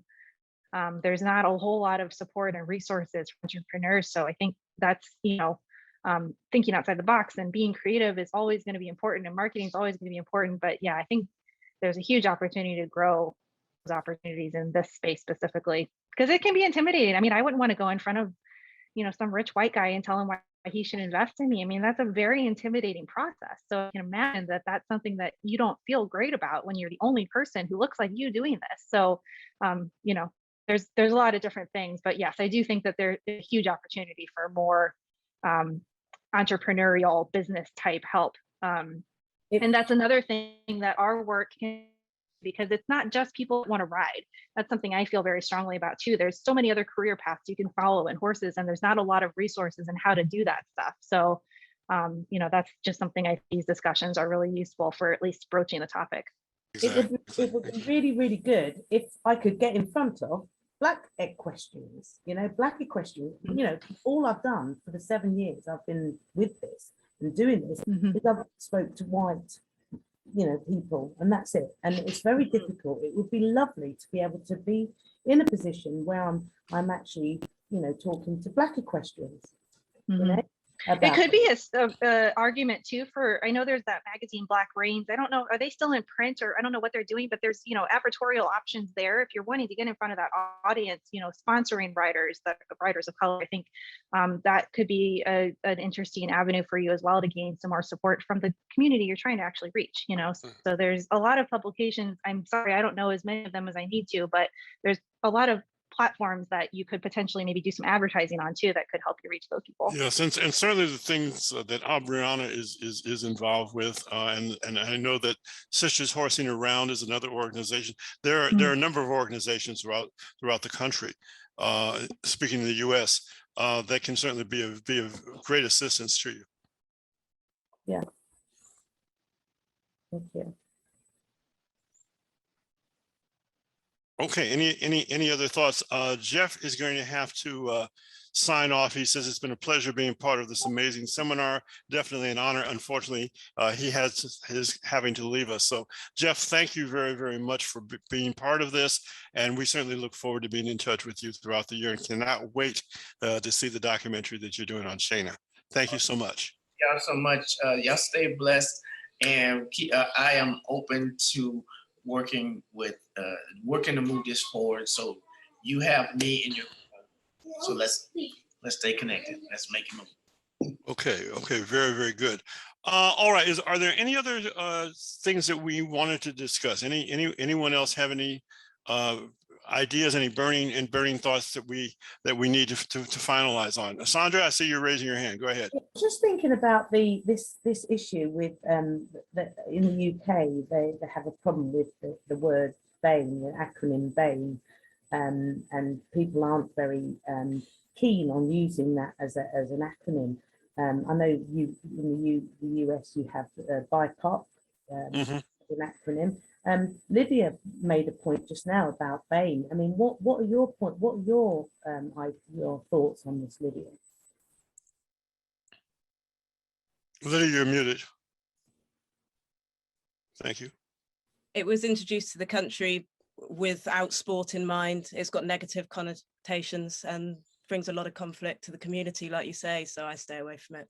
I like to be known as a Black rider and introduce underrepresented riders into the media and into the sponsorship opportunities. But yeah, not BAME, and my children will not be known as BAME either. I feel you. I have the same sentiment about BIPOC.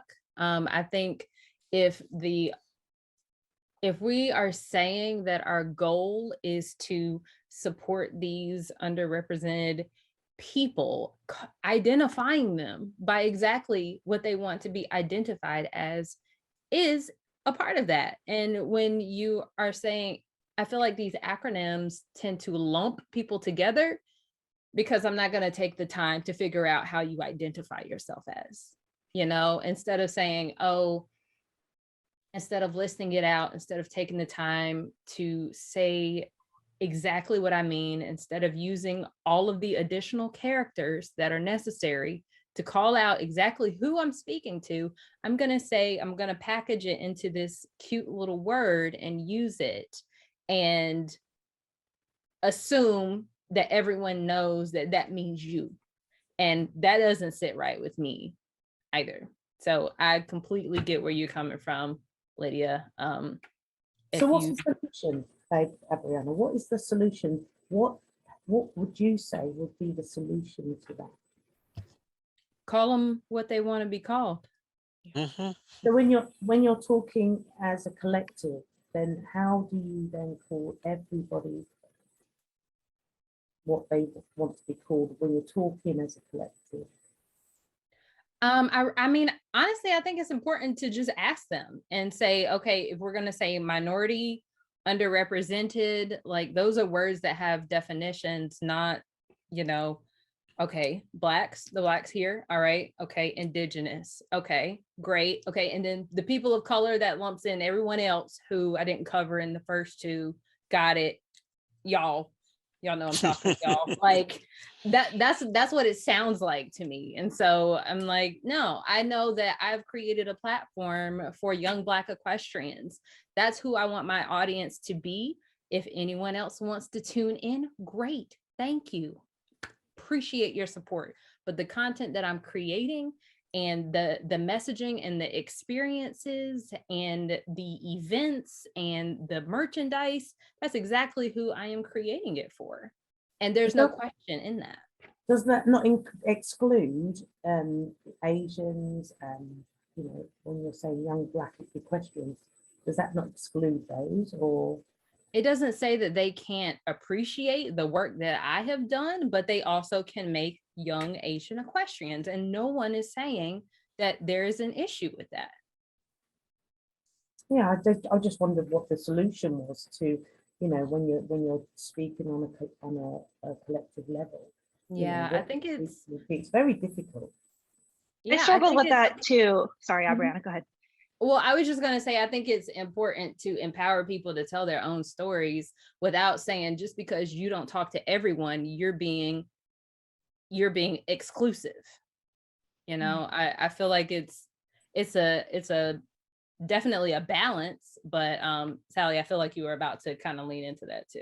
No, yeah, I mean, I think it is. And I was just gonna say that I struggle with that too, with using the right words, because I've heard from several people that BIPOC is not necessarily as inclusive as you want it to be. And, you know, I personally, I don't know how I don't really know my personal feelings about it, but I think it's difficult because I struggle because I want to include everybody, but I don't want to exclude anybody. And so I often go for underrepresented or minority or riders of color, but you know, it's so hard because some of those terms can still be exclusionary. And then I say, okay, well, what make sure I'm including para riders too. And so I think that's I can see the intent behind creating the acronyms. I do, but I can see where you're coming from, where it can be, oh, y'all are just lumped in together and you know who you are, you know. So I do appreciate that perspective, because that helps me as somebody who often writes about our demographic of people. It's difficult to know how to label, not label in a bad way, but how to label all of us when I'm writing an article or something. So I really appreciate the perspective, because that's something that I always struggle with a little bit, because I don't, you know, I want to use the right words, and that's often difficult sometimes. Yeah. It is. And It it's is not gonna be definitely. perfect. Yeah. It's not going to be perfect. Like, we have the space to navigate this because it does this. It causes these conversations. And ultimately that's the goal, right? Yeah. Right. Exactly. So, you know, we're not going to be perfect in that. We're going to, you know, like you're saying, I'm navigating using ableist language, you know, and learning how I can make the content that I create more accessible to people who are not, you know, fully bodied, fully able. And so we're not going to get it right all the time, but it's the effort and the intention, definitely, and the listening and the conversation. Yeah, couldn't agree more. All right, well, that brings us to a natural conclusion point. I want to thank everybody who has been on this call. It has been absolutely enlightening. It's been stimulating, and doggone it, we're going to do it again. We've got to do this again. We will be in touch with everyone, both the people who are on the panel as well as those in the audience.